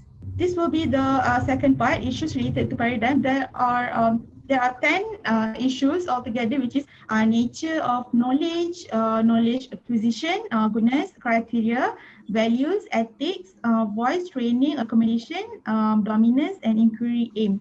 So we will be focusing on each of the issues, which is the first one will be what is the inquiry purpose. So as for positivism and post-positivism, they actually the inquiry purpose is to explain in which researcher able to predict and control a certain phenomena. Okay, as for critical theory, the inquiry purpose is to critique and transform, whereby researcher needs to acknowledge their own power, engage in dialogue, and use theory to interpret the meaning of social life. As for constructivism, the inquiry purpose is to understand and reconstruct, whereby the researcher look for the complexity of view rather than narrow the meanings into a few categories or ideas and generate pattern of meanings. Okay, for the second issue. Sorry, Shira. Can everyone see that? The clear difference, especially between positivism, post-positivism, and constructivism. Okay? Control and prediction is what positivists are trying to do, right? They're trying to explain reality, but they're not explaining it in the way that qualitative researchers would explain using a descriptive approach. They're trying to, like we do in our SEM studies, our regression studies, they're trying to predict. And by prediction, then they can control, right? So, and then control also in terms of the way that they design their studies, like using experimental designs, highly controlled designs, right? The environment is controlled. They're done in a laboratory, right? All the different factors are controlled for, right? So that they can draw conclusions about the specific variables that they are interested in. Okay, that's all about control, right? When in terms of research. Okay, whereas constructivism is trying to understand and reconstruct reality based on the experiences of those that they're studying. Okay, so two very different purposes. Okay, go ahead, Shira. Okay, so what is the nature of the knowledge? As for positivism, it actually verified hypotheses established as facts or laws. And as for post-positivism, it's actually non-falsified hypotheses that probable facts or laws. And as for critical theory, it's actually a series of structural or historical insights that will be transformed as time passes. And as last but not least is constructivism. The nature of knowledge is researchers construct concept meanings continuously in which they may acquire and test the knowledge from time to time. Okay. Okay. As for the third issue. Go ahead. Sorry, go ahead. Okay. Okay. All right. So as for the third issue, how does the knowledge can be acquired? Okay. As for positivism and post-positivism, knowledge can be acquired by accretion process, whereby fact serve as building block and can grow into structure of knowledge when it is placed into a proper niche. In overall, generalization can be made into a certain population. But as for critical theory, knowledge are not acquired in an absolute sense. It actually grows and changes through reasoning process and historical revision. The generalization can occur when there is similar context across settings. As for constructivism, the knowledge can be acquired through the reasoning process as it contributes to the creation of increasingly informed constructions. Okay. As for the fourth issue is what criteria are appropriate for judging the goodness or quality of an inquiry. Okay, as for positivism and post-positivism, the conventional benchmarks of rigor consists of four main parts, which is internal validity, external validity, reliability, and objectivity. Okay, as for critical theory, the criteria is historical statelessness of the inquiry. But as for constructivism, there are two main criteria, which are trustworthiness criteria consists of credibility, transferability, dependability, confirmability, and authenticity criteria. Okay, can I stop you there? Okay, sure. Okay, so when it comes to how knowledge is acquired, so we know in positivism, anybody know what the word accretion?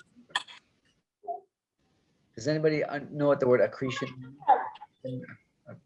A process of accretion?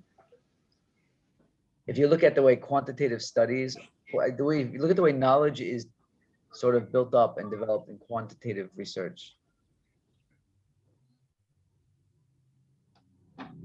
how are theories created, right? Anybody know? So each study serves as like a building block, right? Each study adds another dimension, another level of insight to the knowledge chain, if you will. Okay. And so that becomes a structure of knowledge, or, you know, often known as a theory. Whereas in constructivism, our qualitative paradigm, there's a lot of, as it says there, knowledge is acquired through the reasoning process, as it contributes to the creation of construction. So again, it's this idea that knowledge is constructed, reality is constructed, okay? And it's this because it is negotiated, for one thing. It's negotiated with the participants of the study, right? And that's part of the epistemology, remember, right? And as you can see, the way that researchers attain their findings in qualitative research, there is a lot of reasoning that goes on. Okay, so it's not solely based on the building blocks of facts like you see in quantitative research. Okay, and then most of you, I'm sure, have come across the idea of trustworthiness in qualitative research, right? And the criteria, which are different than in quantitative research. Okay, we'll discuss that a little bit later in the semester as well, on the different ways of understanding and ensuring trustworthiness in our qualitative studies. Okay, so they're different. Okay, they're not the same. So in your qualitative theses, you should not be talking about internal validity and external validity and reliability and generalizability. Okay, you shouldn't be using those terms in your qualitative thesis. Okay. All right, next. Any questions? Nothing?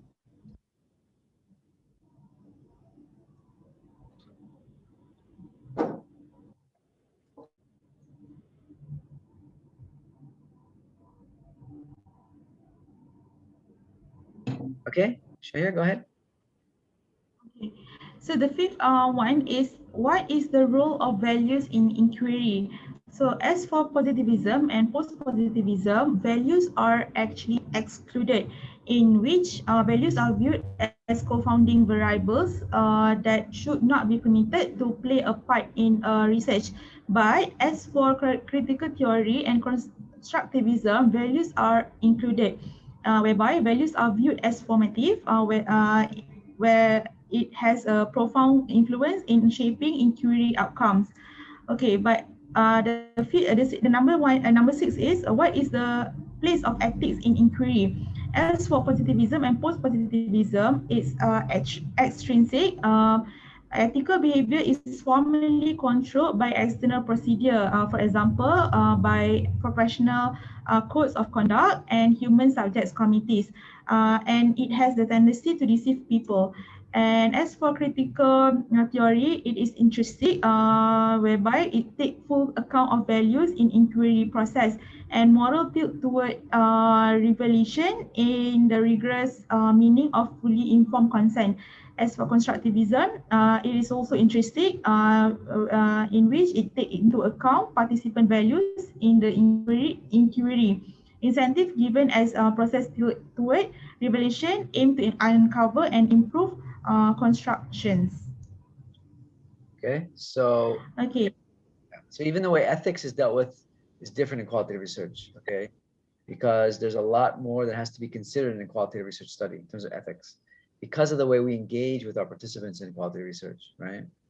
So yes, you can go out to lunch with your participants, but there are certain ethical considerations you have to pay attention when doing that, all right, where you won't have that issue in quantitative research, right? So from a paradigm perspective, one is more extrinsic, okay, it's like formal external procedures, you follow those procedures.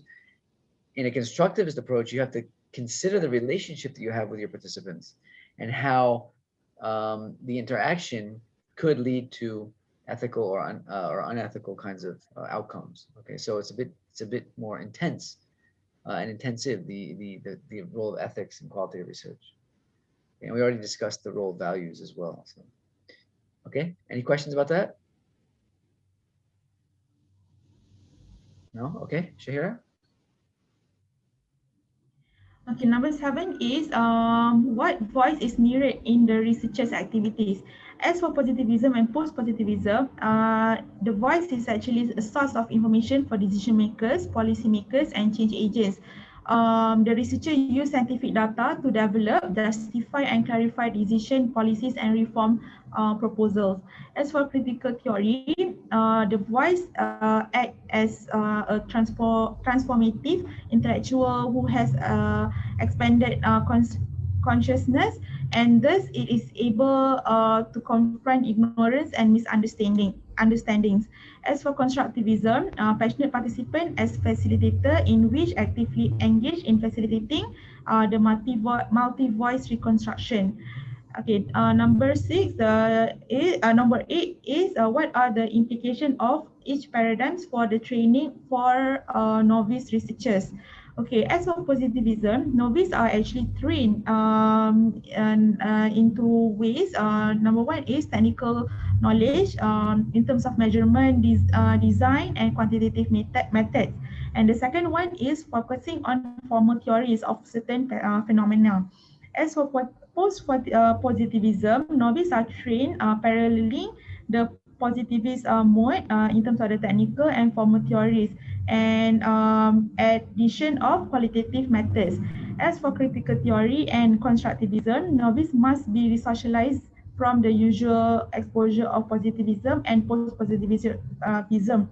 Should appreciate paradigm differences to master qualitative and quantitative. And the second one is novice should help to understand and structure the social interactions in order to incorporate the values of consideration and empowerment in their research. So as you can see there, novice must first be re-socialized from the usual exposure of positivism and post-positivism. So you have to appreciate the paradigm differences. That's exactly what we're trying to do tonight.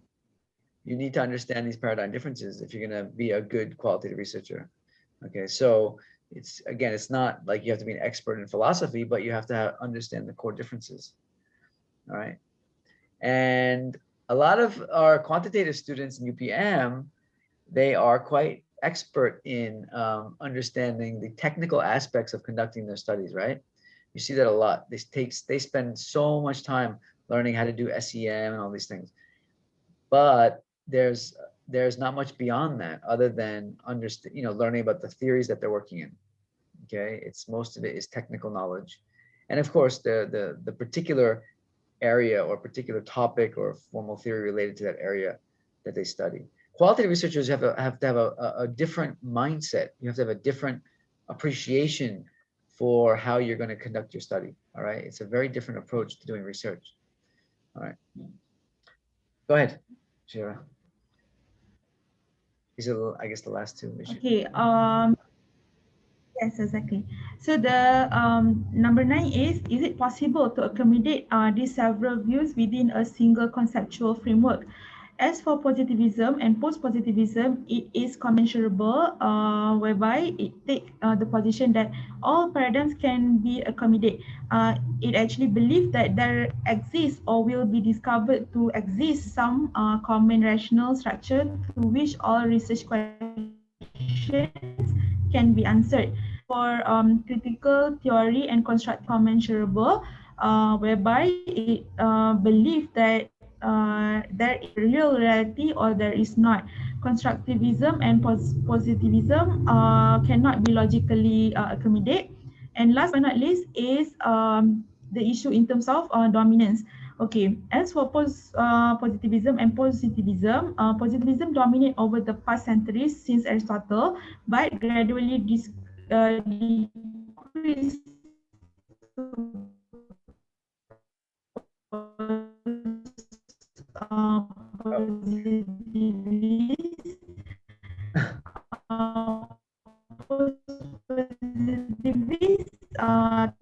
tend to control publication, funding sources, promotion, dissertations, and it Almost done. actually. Shahira, are you there? We're losing you. Yeah, still seeking for recognition and paths to provide input and increase of participation in publication, professional meetings, growing acceptability of qualitative dissertation, funding sources, and last but not least, it continue to play secondary. Okay, so those are the 10 issues. For more detail, you can read the article. Okay, so we won't go into too much detail, more detail than this.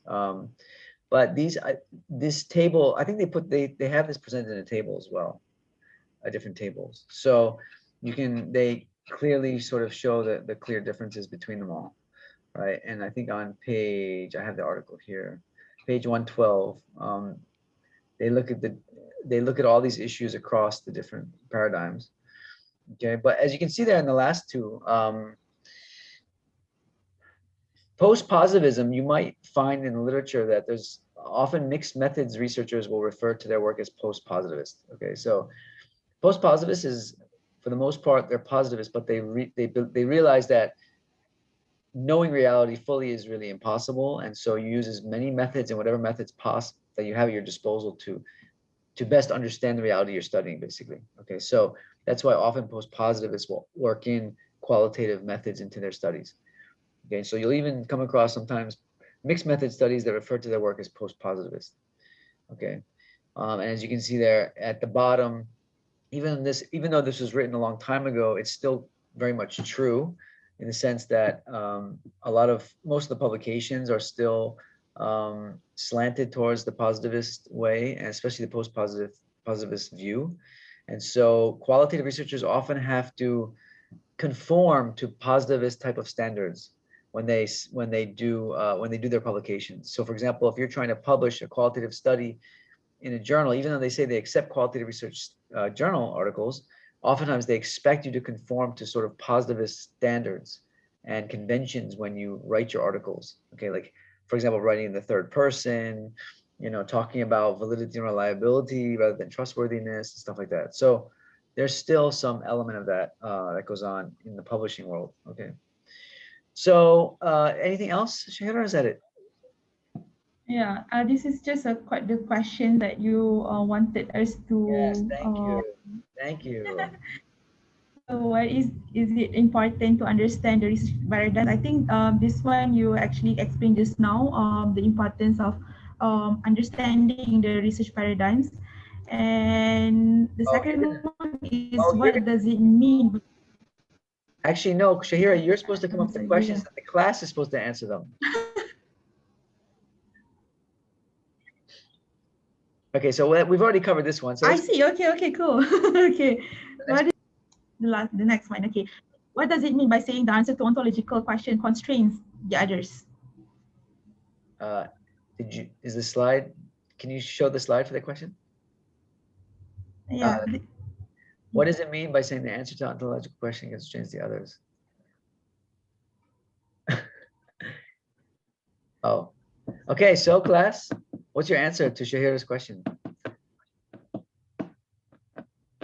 See how well you've been paying attention.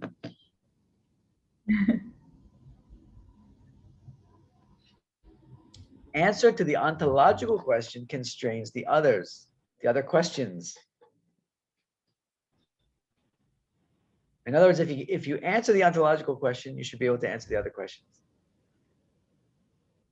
Am I right, Shahira? So, what say you, class? What say you, everybody? Everyone got quiet after the break. What happened? Sleepy? Hungry? You're all philosophized out? What's going on?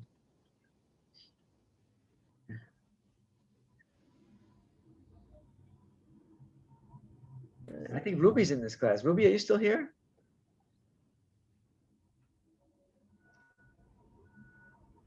I see your name. Yes, Rob, I'm listening. You're listening. Why aren't you not participating though? You're so quiet. You're like a little church mouse. I'm still trying to process the information. Okay, all right, that's fine.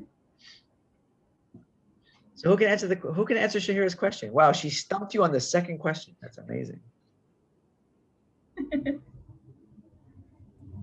I think the ontological question was, what is the form and nature of reality? So I guess that it's either you believe that there's only one reality only, or you believe that there can be many different type of reality. So you cannot believe in one and believe the other. They are opposites. Yeah, exactly. I think that's what it means. Yeah, thank you, Chang. That's perfect. In fact, this is the argument that it's actually it's funny. The argument often comes more from the constructivist side than the post-positivist side. Constructivists tend to be very big on this idea that you cannot mix paradigms, and in fact, they have not a lot. I don't know the percentage, but there are some scholars in quantitative research that have a very strong opinion about that, and they're very much anti-mixed methods. They'll say that you cannot, because of the philosophical paradigm issue, you cannot, mixed methods just does not work, right? So, and in fact, Sharon Merriam, who's a well-known qualitative scholar who we've worked a lot with here at UPM, she for years used to say the same thing. She's very much anti-mixed methods because of that. Very hardcore constructivist. Reality is multiple. You cannot combine those two philosophical assumptions in one study. It just doesn't work, right? You cannot really negotiate that. So anyway, that's one perspective, So, all right, good question. Next question. Oh, okay. That's all, Prof. Oh, okay. That was a good one anyway. So thank you for at least coming up with some questions. Most students forget to do that in their presentation. So I appreciate the fact that you came up with 2 questions. All right. So thank you to our presenters for week 2. Very good. Very well done. So now I want to have some fun with paradigms, since that was really, I know it was a rude awakening to the beginning of the class. It's very philosophical and stuff. So now we're going to have some fun with paradigms. Okay. So what I'm going to do now is I'm going to attempt to try my best. I don't know if it's going to work. This is an experiment, like I said. I'm going to try to break you into 6 groups. Okay. So it looks like there's 45 people in the class. So it'll be about, if my math is correct, about 7 or 8 per group. Okay. And I'm going to give each group a scenario, or it's really a problem.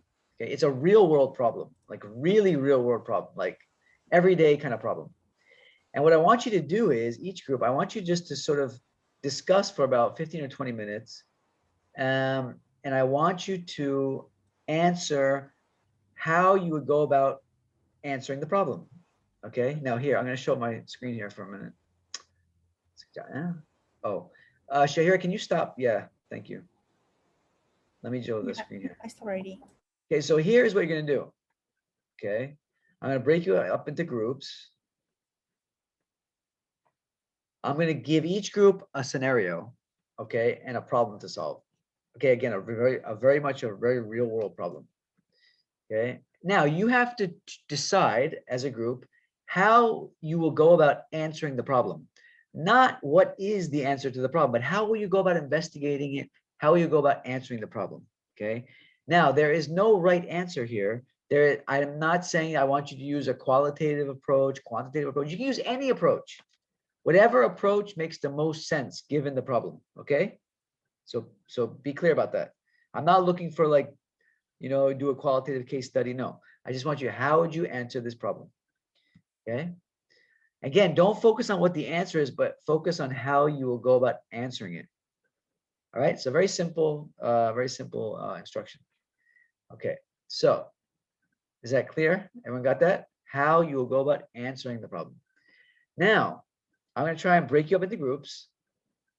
And whatever group you're in, whoever is the defunct leader, just click on the link for your group, okay? And that, because that's where the problem is. It's on that link. Okay, so and then you have to show this, you show your screen to the rest of the group. Okay, so you can all see the problem. All right. Does that make sense?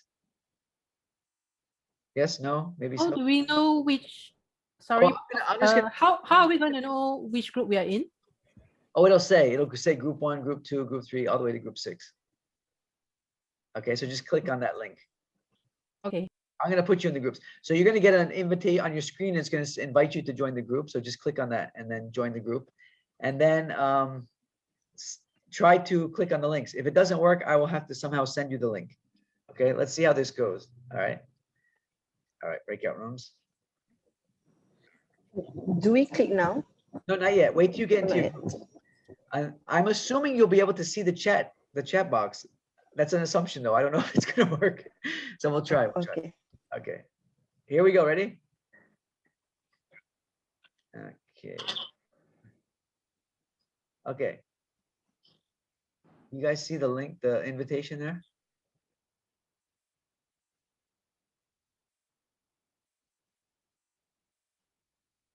Okay.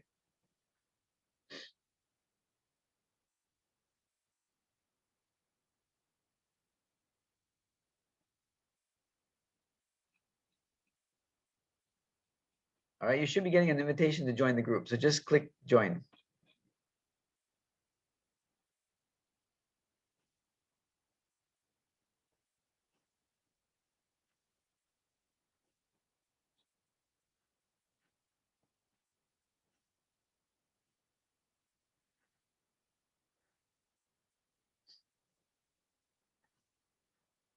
Zoom chat. Okay. I've opened it. Okay, can I just share screen?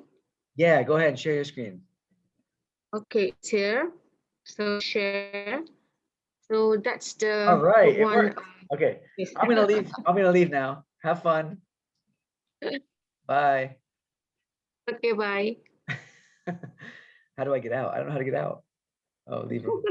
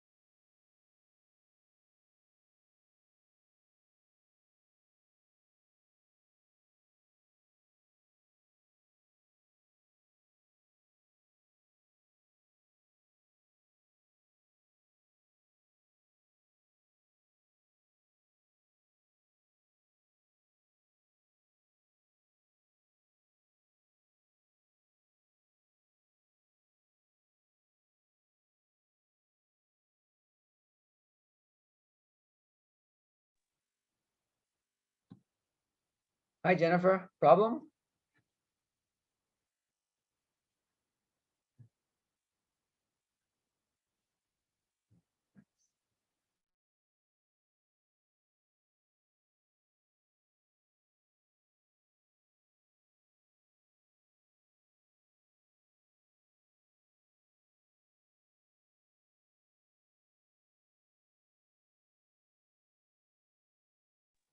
Jennifer, are you having a problem?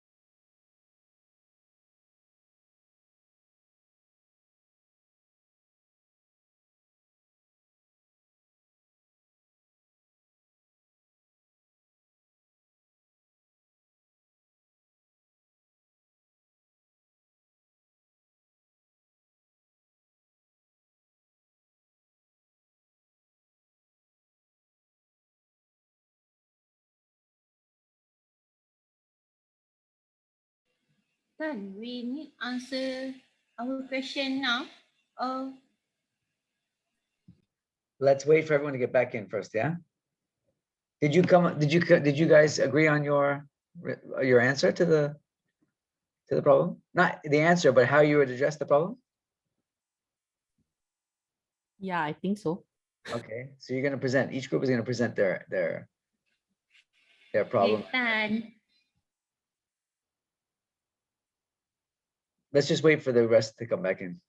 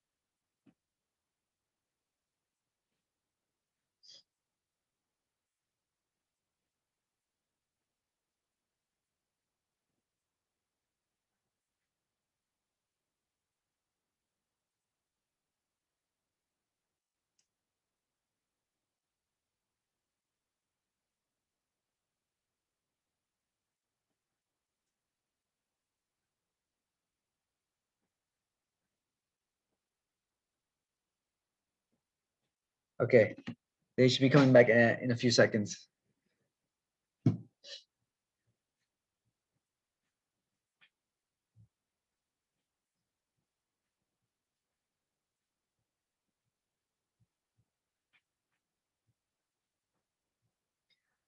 Amran, that looks like a really nice beach you're at. Have to hide the background, a little bit messy. I wish we could go to the beach. It looks so nice. Yeah, but my place is near the beach, near Morib, Prof. If you okay. Okay, so I Prof, think while waiting, I will ask you one question. Sure. When we write after in our chapter 3, in qualitative, are we allowed to use like personal pronoun I, or we retain the word researcher?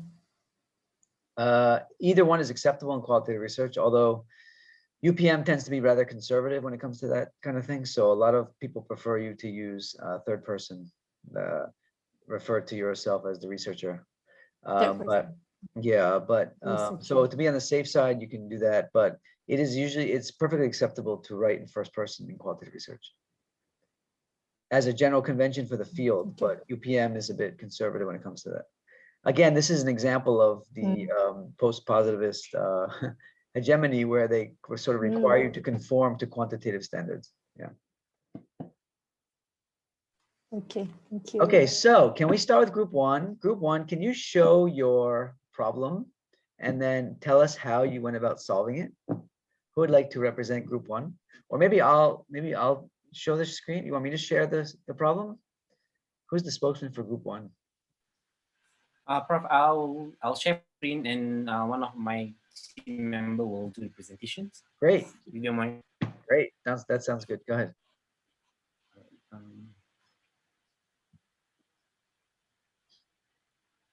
All right. Yeah.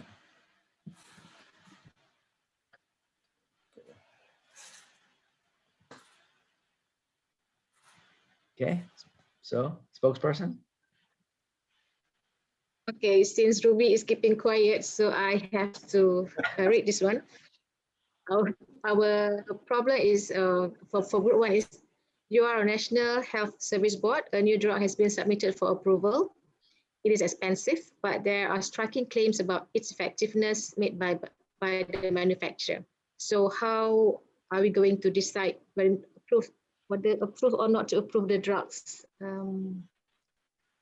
So we have, through our discussion, we need to have more tests, more results and information on the drug's effectiveness, because it was claimed by the manufacturer.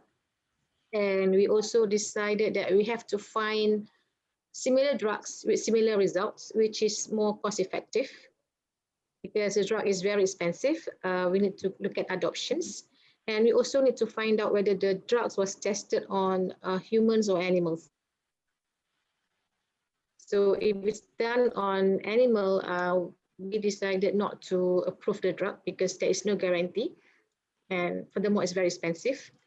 So if it's tested on human, we may consider approving the drugs. Okay. More or less what we discussed. All right, very good, very good. All right, thank you, Group 1. So Group 1, would you say your approach to addressing this problem is more from the positivist paradigm or from the constructivist paradigm?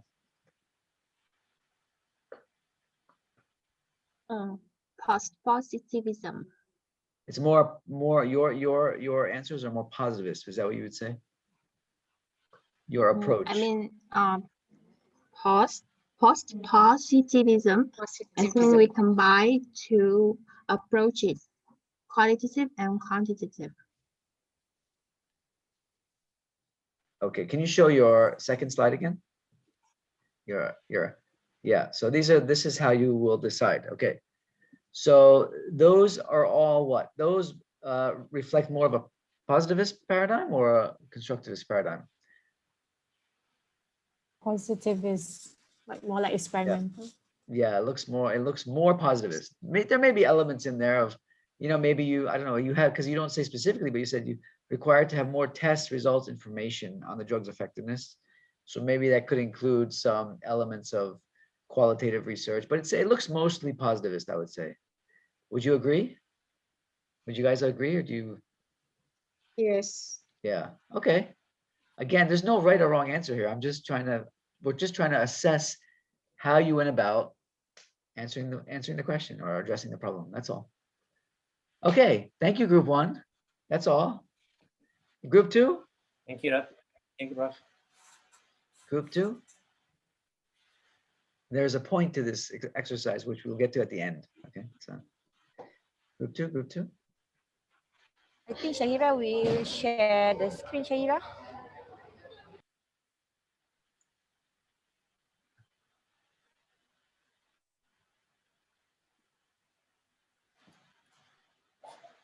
Okay, who's going to be the reader, the narrator?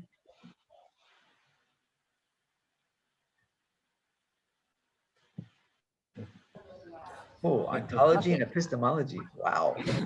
I didn't say anything about ontology and epistemology. Okay, go ahead. So the problem is seeing someone romantically for about 3 months and then trying to decide if the person love you or not. And then, okay, so I think this one is Shahira, right, for the ontology and epistemology. But I will explain myself. Shahira, can you scroll down for my opinion first? Okay, so in my opinion, for the ontology, I think we have to look at this behavior, whether they show some interest to you, like he WhatsApp you every day and then asking you your daily activity, and then the first impression, the way he look at you and then smile, how he treat you, and then the communication, interaction with each other, and then but sometimes guys can say he love you but not sure whether love or not. So what does that mean? Okay.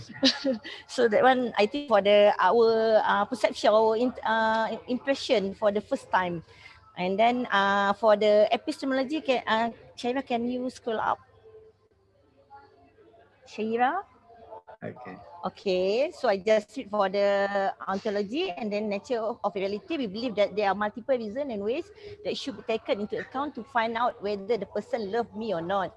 And then we believe the experience that we went through together influenced the decision to love the person or not. And then that one is ontology. I just go to the epistemology lah. How the reality is now. We need to decide to find who love you, need to find the information about it.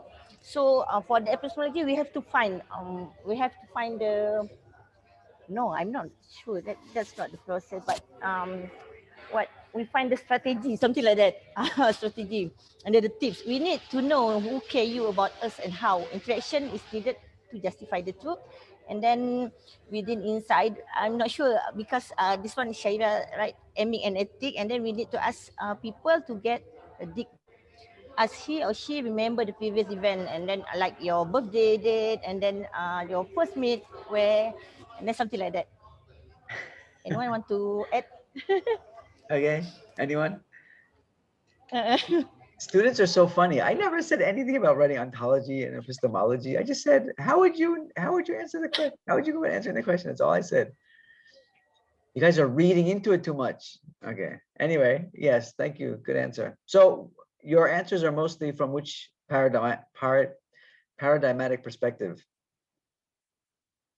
How would you know? How would you try to figure out if someone loves you? Would it be more positivist methods or more constructivist methods?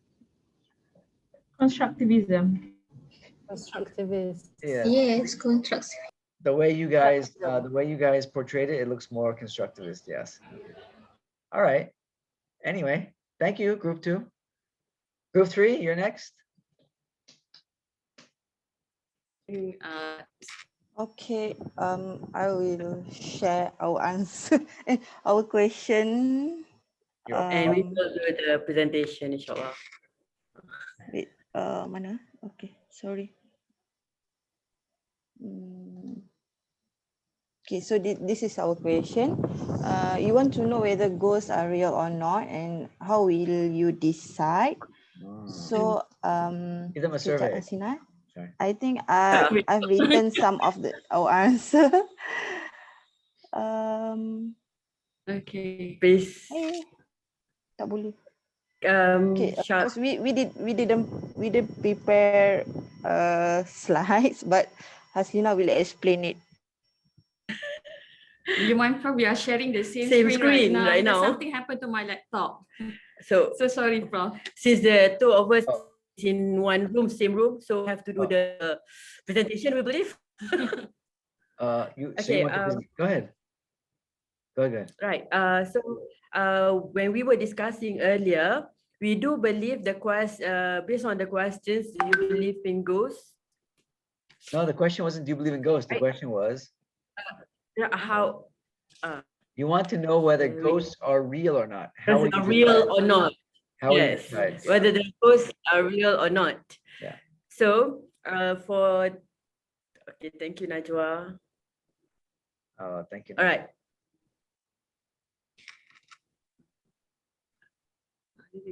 Can you see it? Yeah. So for this one, we believe we are going to look at constructivism instead of positivism, whether the ghosts are real or not, because we can't send questionnaires to ghosts. But well, maybe you can. Well, people can, yeah. But then we have somehow come up with first, perhaps what we can go about whether to know the ghosts are real or not. Perhaps we can find a place where people say it's a haunted place, or we can find someone who believes in ghosts. And when we find a place, we can do the observation. We can be in that place and observe whether it's real or not. And when it comes to finding a person who believes in ghosts, maybe we can interview these people. Why do you believe in ghosts? How ghosts looks perhaps, and into this, we do believe it is more to ethnography. Maybe you can be in the population where they believe in animism, when we are in the some people are laughing. All right, well, Yeah, because there are places where people, believes in those. Maybe we can be in their community. All right, and then maybe we can stay there. Okay, maybe a few days. Well, in the real research, it might be months or years. Okay, but then just to figure out about this, the goals, maybe then we can use other strategies such as using audio or video just to capture, Ghost. The entity and so on. So later then we can decide whether this is like, whether ghosts really exist or not. There's so many things to do. Right. So from one of our friends too, we need to first define what is ghost. Whether we have two different perspective. One, perhaps it real. Yes, a real entity. A real entity. Okay, so this is a person who believes in ghosts, and second would be people who doesn't really believe in ghosts. So maybe we can look at two different point of view perspectives. Okay. All right. So all right. That's all. Anyone else would like to add on? Feel free to do so. Or anyone who actually has had the experience before with ghosts. Yeah, like they have those shows like from the US that like ghost hunters and stuff, and they try to like come up with like these, they use these instruments and stuff where they come up with like empirical evidence to show that ghosts are real. So that's clearly a positivist approach, right? But you guys are talking mostly from a constructivist, I think, approach, where yeah, of course, different cultures, different groups and stuff will have even different definitions of what a ghost is. So I think you kind of hit the nail on the head there. That plays a big role in it as well. So, okay, thank you, Group 3. So, thank you, Prof. Thank you, Aslina. No one will be doing any experimental research on ghosts. Okay, next, Group 4. Okay, yeah, I will be sharing. This is a hastily prepared slide because we didn't prepare a slide at first, but suddenly there's a slide. That's fine, don't worry about it. Okay, yeah, so I'm representing Group 4. Our question was, as members of a jury for a murder trial, you have to decide if the defendant is guilty. How will you decide? Okay, so initially we were a bit stunned to get this question, but now I realize that it's a bit simpler to answer than the other first 3 questions. So here goes, right? Our group, we agreed on the chosen paradigm of being a post-positivist, because in the end, as jury, we cannot say that the defendant is neither guilty nor not guilty. So we have to decide one or the other, and since multiple realities are not allowed, so we have decided to go for the post-positivist paradigm. So what are our methods here is that first we need to evaluate all the evidences that has been gathered. Although this evidence... Oh, we lost her. She's frozen.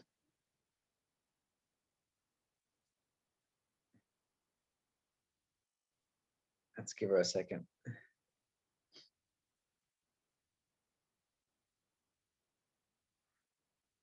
Uh-oh. Somebody want to help her out from that group? I think she's having connection issues. So anybody else from that group want to help her out?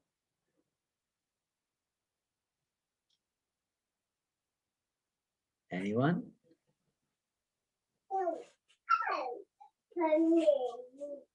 Oh.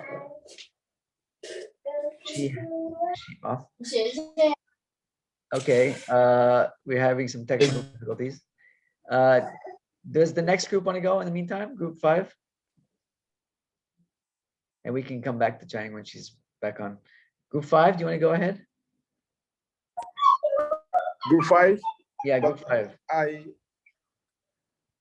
We did not make a slide. Okay. You know, I didn't say because I'm using my phone. Yes, I'm using my phone. The question. Okay. I'll show the question is. I'll show the question. How will you? Okay.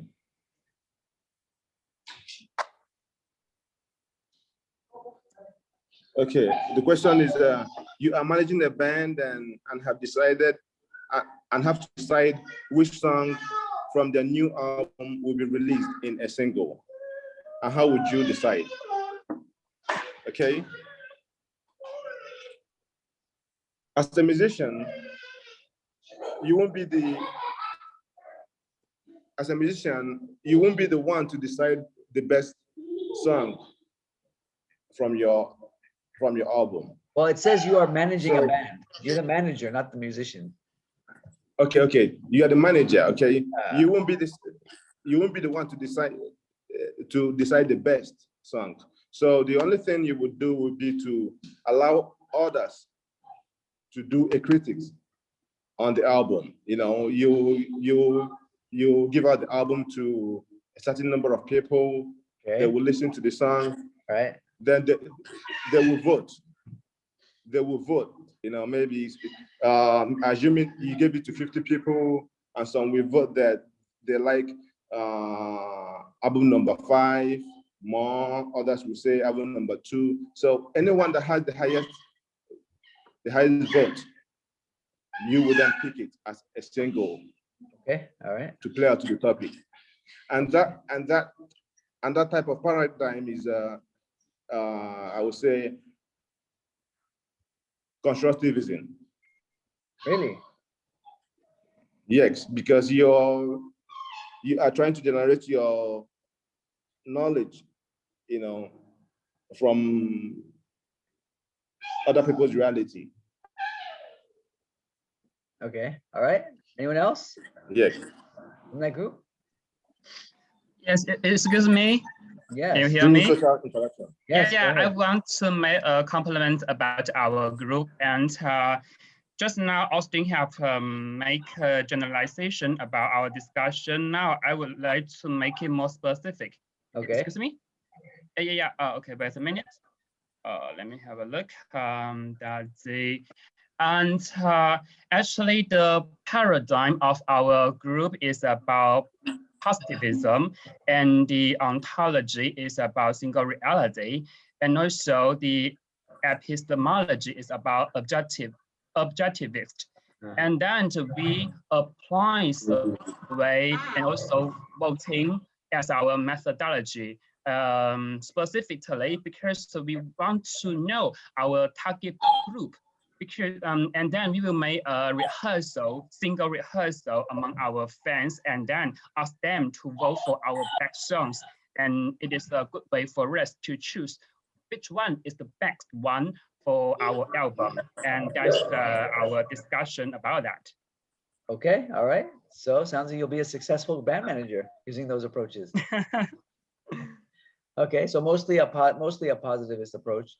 Of course, you could also throw in some focus groups with different demographic groups to see, you know, which ones, like among older people, which songs do they like, among younger people, which songs do they like. So you could also do a kind of mixed approach as well. So anyway. Yeah, right, so we made so we made want to know something about some information about our target group and what the feature of our band. Right. So there you'd be using more of a post-positivist approach. Okay, great. Thanks, group 5. All right, group 6, the last group. We're just got 5 minutes left, so we'll just finish up with group 6. Yes, Doctor, can I share my screen? Please, go ahead. Last one. Yes.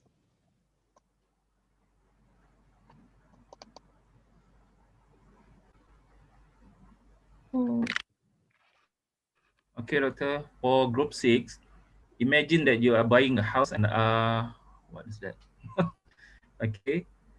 And on the second inspection, you have to decide if you are going to put in an offer. How will you decide? So, second. Whoa. You guys must be so real. This is yeah. You guys must be realtors. This is what we are considered before we buy. Before we buy a house, the price. Number one is the price. Can afford and decide whether to rent or buy, because maybe it's for our properties purpose. Okay. And then the location, house orientation. Is it facing the sun? Can okay, feng shui. Okay, is there convenience, transportation? Okay, and then we consider also facilities, sport facilities and transportation facilities, and then condition of the house. Is it the house been repaired multiple times, or maybe if new is okay, but we have to we have to see the reality of the house first. Okay, and then the house value, whether to accord with the house quotation, will it make money to sell again in the future. So so this is for what? Okay, some more got there. Okay, so okay, go to several agency to see. Okay, so we can ask agencies to compare the price, and can is it get a discount from buy a house, from buy this house. Okay, history of the house. If a criminal case has occurred in the house, no attention will be paid. So this is what we all considered about. Okay, ask neighbors about the house, if there are any neighbors there, around there, and then more get information from the internet. So that is our what Okay. what we will be considered if you want to buy a house. Thank you, Mr. Fadli. Very exhaustive list. So I noticed you guys didn't have anything like, well, whether we like the color or not, or what kind of feel the house gives us, whether we find it's cozy. You guys are very positivist. You're very, very materialist in your approach. You know, some people walk into a house and they say, oh, I love this house. It's such a great feel. Right? But no, you guys are, you're measuring everything. So you're very positivistic. Anyway, okay, so thank you very much, Group 6. The whole point of that exercise was actually really to show that in everyday life, we use a multitude of epistemologies in assessing problems that we come upon. So it's only in academia, it's only in when we actually go to do research that we create these dichotomies between, you know, positivist, constructivist, quantitative, qualitative. In our everyday lives, we use a multitude of different epistemologies all the time. Okay, so this is actually not something very foreign to us. It's something very, very close to what we do in our basic everyday lives. You know, we often use a multitude of factors and a multitude of paradigms in making decisions. So it's actually just to show that. And so we shouldn't feel like this is something that should be forced, it's unnatural, or, you know, even if you feel like mixed method is the way to go for you, for your particular problem that you want to study, it's perfectly okay. You know, you don't have to do a mixed method study, but again, it's a very natural kind of way of looking at problems. All right. So just to, you know, just to put a more everyday light on this rather philosophical topic. That's the whole idea. So before we adjourn, Ruby had some comments in the chat box. So I just think they're interesting. Maybe I can just read them out. So she says here that the truth is what actually happened. How about reality, everyone? Is it the same with the truth? So if someone saw the ghost, we say it's the truth. If someone did not see the ghost, we also say it's the truth. Is it what is meant? We say that there are multiple realities. Is that what is meant, I guess, when we say there are multiple realities? Or existence of ghosts and non-existence of ghosts are two different realities. Ruby, can you just clarify a bit your question there? Just to make sure we understand you correctly. Assuming you're still there. When we mention the ontology of the qualitative approach, we said that multiple realities. There are multiple realities, right? So right. I just wonder what is meant by multiple realities. Okay. Who would like? Well, in the context of the ghost scenario. Yeah. Well, I think our group did a very nice job of giving us a good example. So, for example, if multiple realities, meaning that if you go to a certain, say, for example, a certain animist group, right, and for them, ghosts are, you know, a big part of their lives. You know, it's a part of their culture, really. So for them, you know, of course, they're going to say ghosts are real. if you go and interview a physics professor, living in KL, whose orientation is different, culture is different, upbringing is different, he may say, what's a ghost? He has no concept of that. So that is really what is meant by multiple realities. It's respecting the fact that people's realities are formed by their experiences, their backgrounds, their cultures, and so forth. Right? So the question of whether ghosts exist or not, or whether ghosts are real or not, that question itself depends on who you're asking, right? Who you're talking to, their experiences, and so forth. So I think that is what is meant there by multiple realities.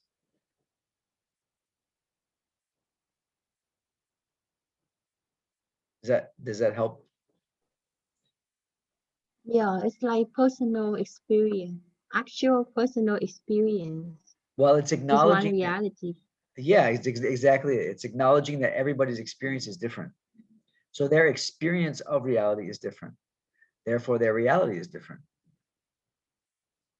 Okay, so the constructivist paradigm does not separate reality from the way we experience reality. To them, it's the same thing, right? Whereas a positivist will say, no, there's reality and how I experience reality are two different things.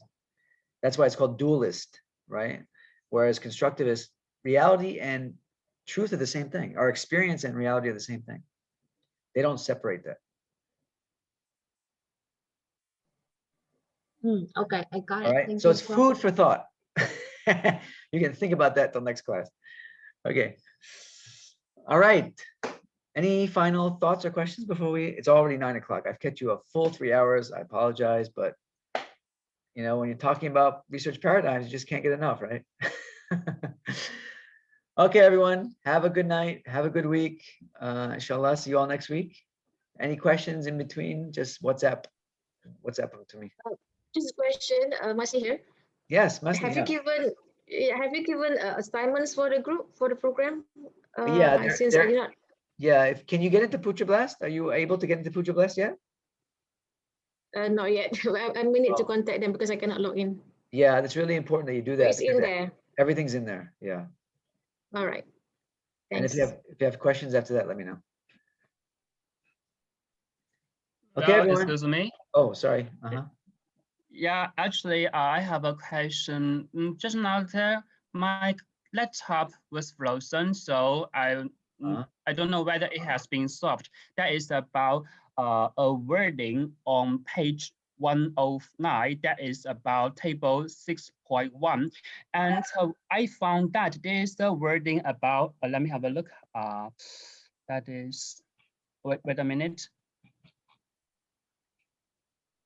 Oh, sorry, I made a mistake. That is on page 112, and I find that there is wording about miscomprehension on row 1, 2, 3, 4.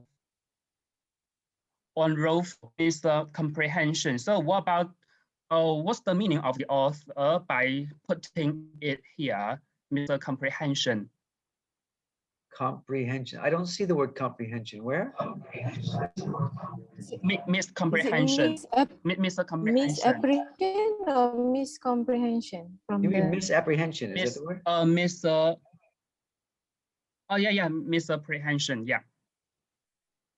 Okay, goodness or quality criteria. Trustworthiness and misapprehension. I'm not sure, to be honest with you. I'm not sure what they mean there when they say misapprehensions. Trustworthiness and authenticity is clear, but I'm not really sure I don't know if they describe it in the text. I'll have to go back and look. Yeah, I'll have to get back to you on that. I'm not sure, to be honest. Let's see, criteria. Okay. Usually, can the friend who posed this question post the picture with the word misapprehension in the WhatsApp group so that we can have a look at it later? Yeah, I can share it. Okay, thank you, Rob. Okay. Okay. All right. Okay, I will put it into our WhatsApp group after class. Okay, thank you, Jinji. Okay. It's my pleasure. Okay. All right. So thanks, everyone. Inshallah, see you next week. Same time, same channel. Thank you so much, Prof. Thank you, Prof. Okay. See you next week. Thank you, Good Prof. night. Thank you, Prof. Good night. Good night. Thank you, Right. Prof. Okay. Assalamualaikum, Prof. Thank you, Prof. Bye. Welcome. Bye-bye.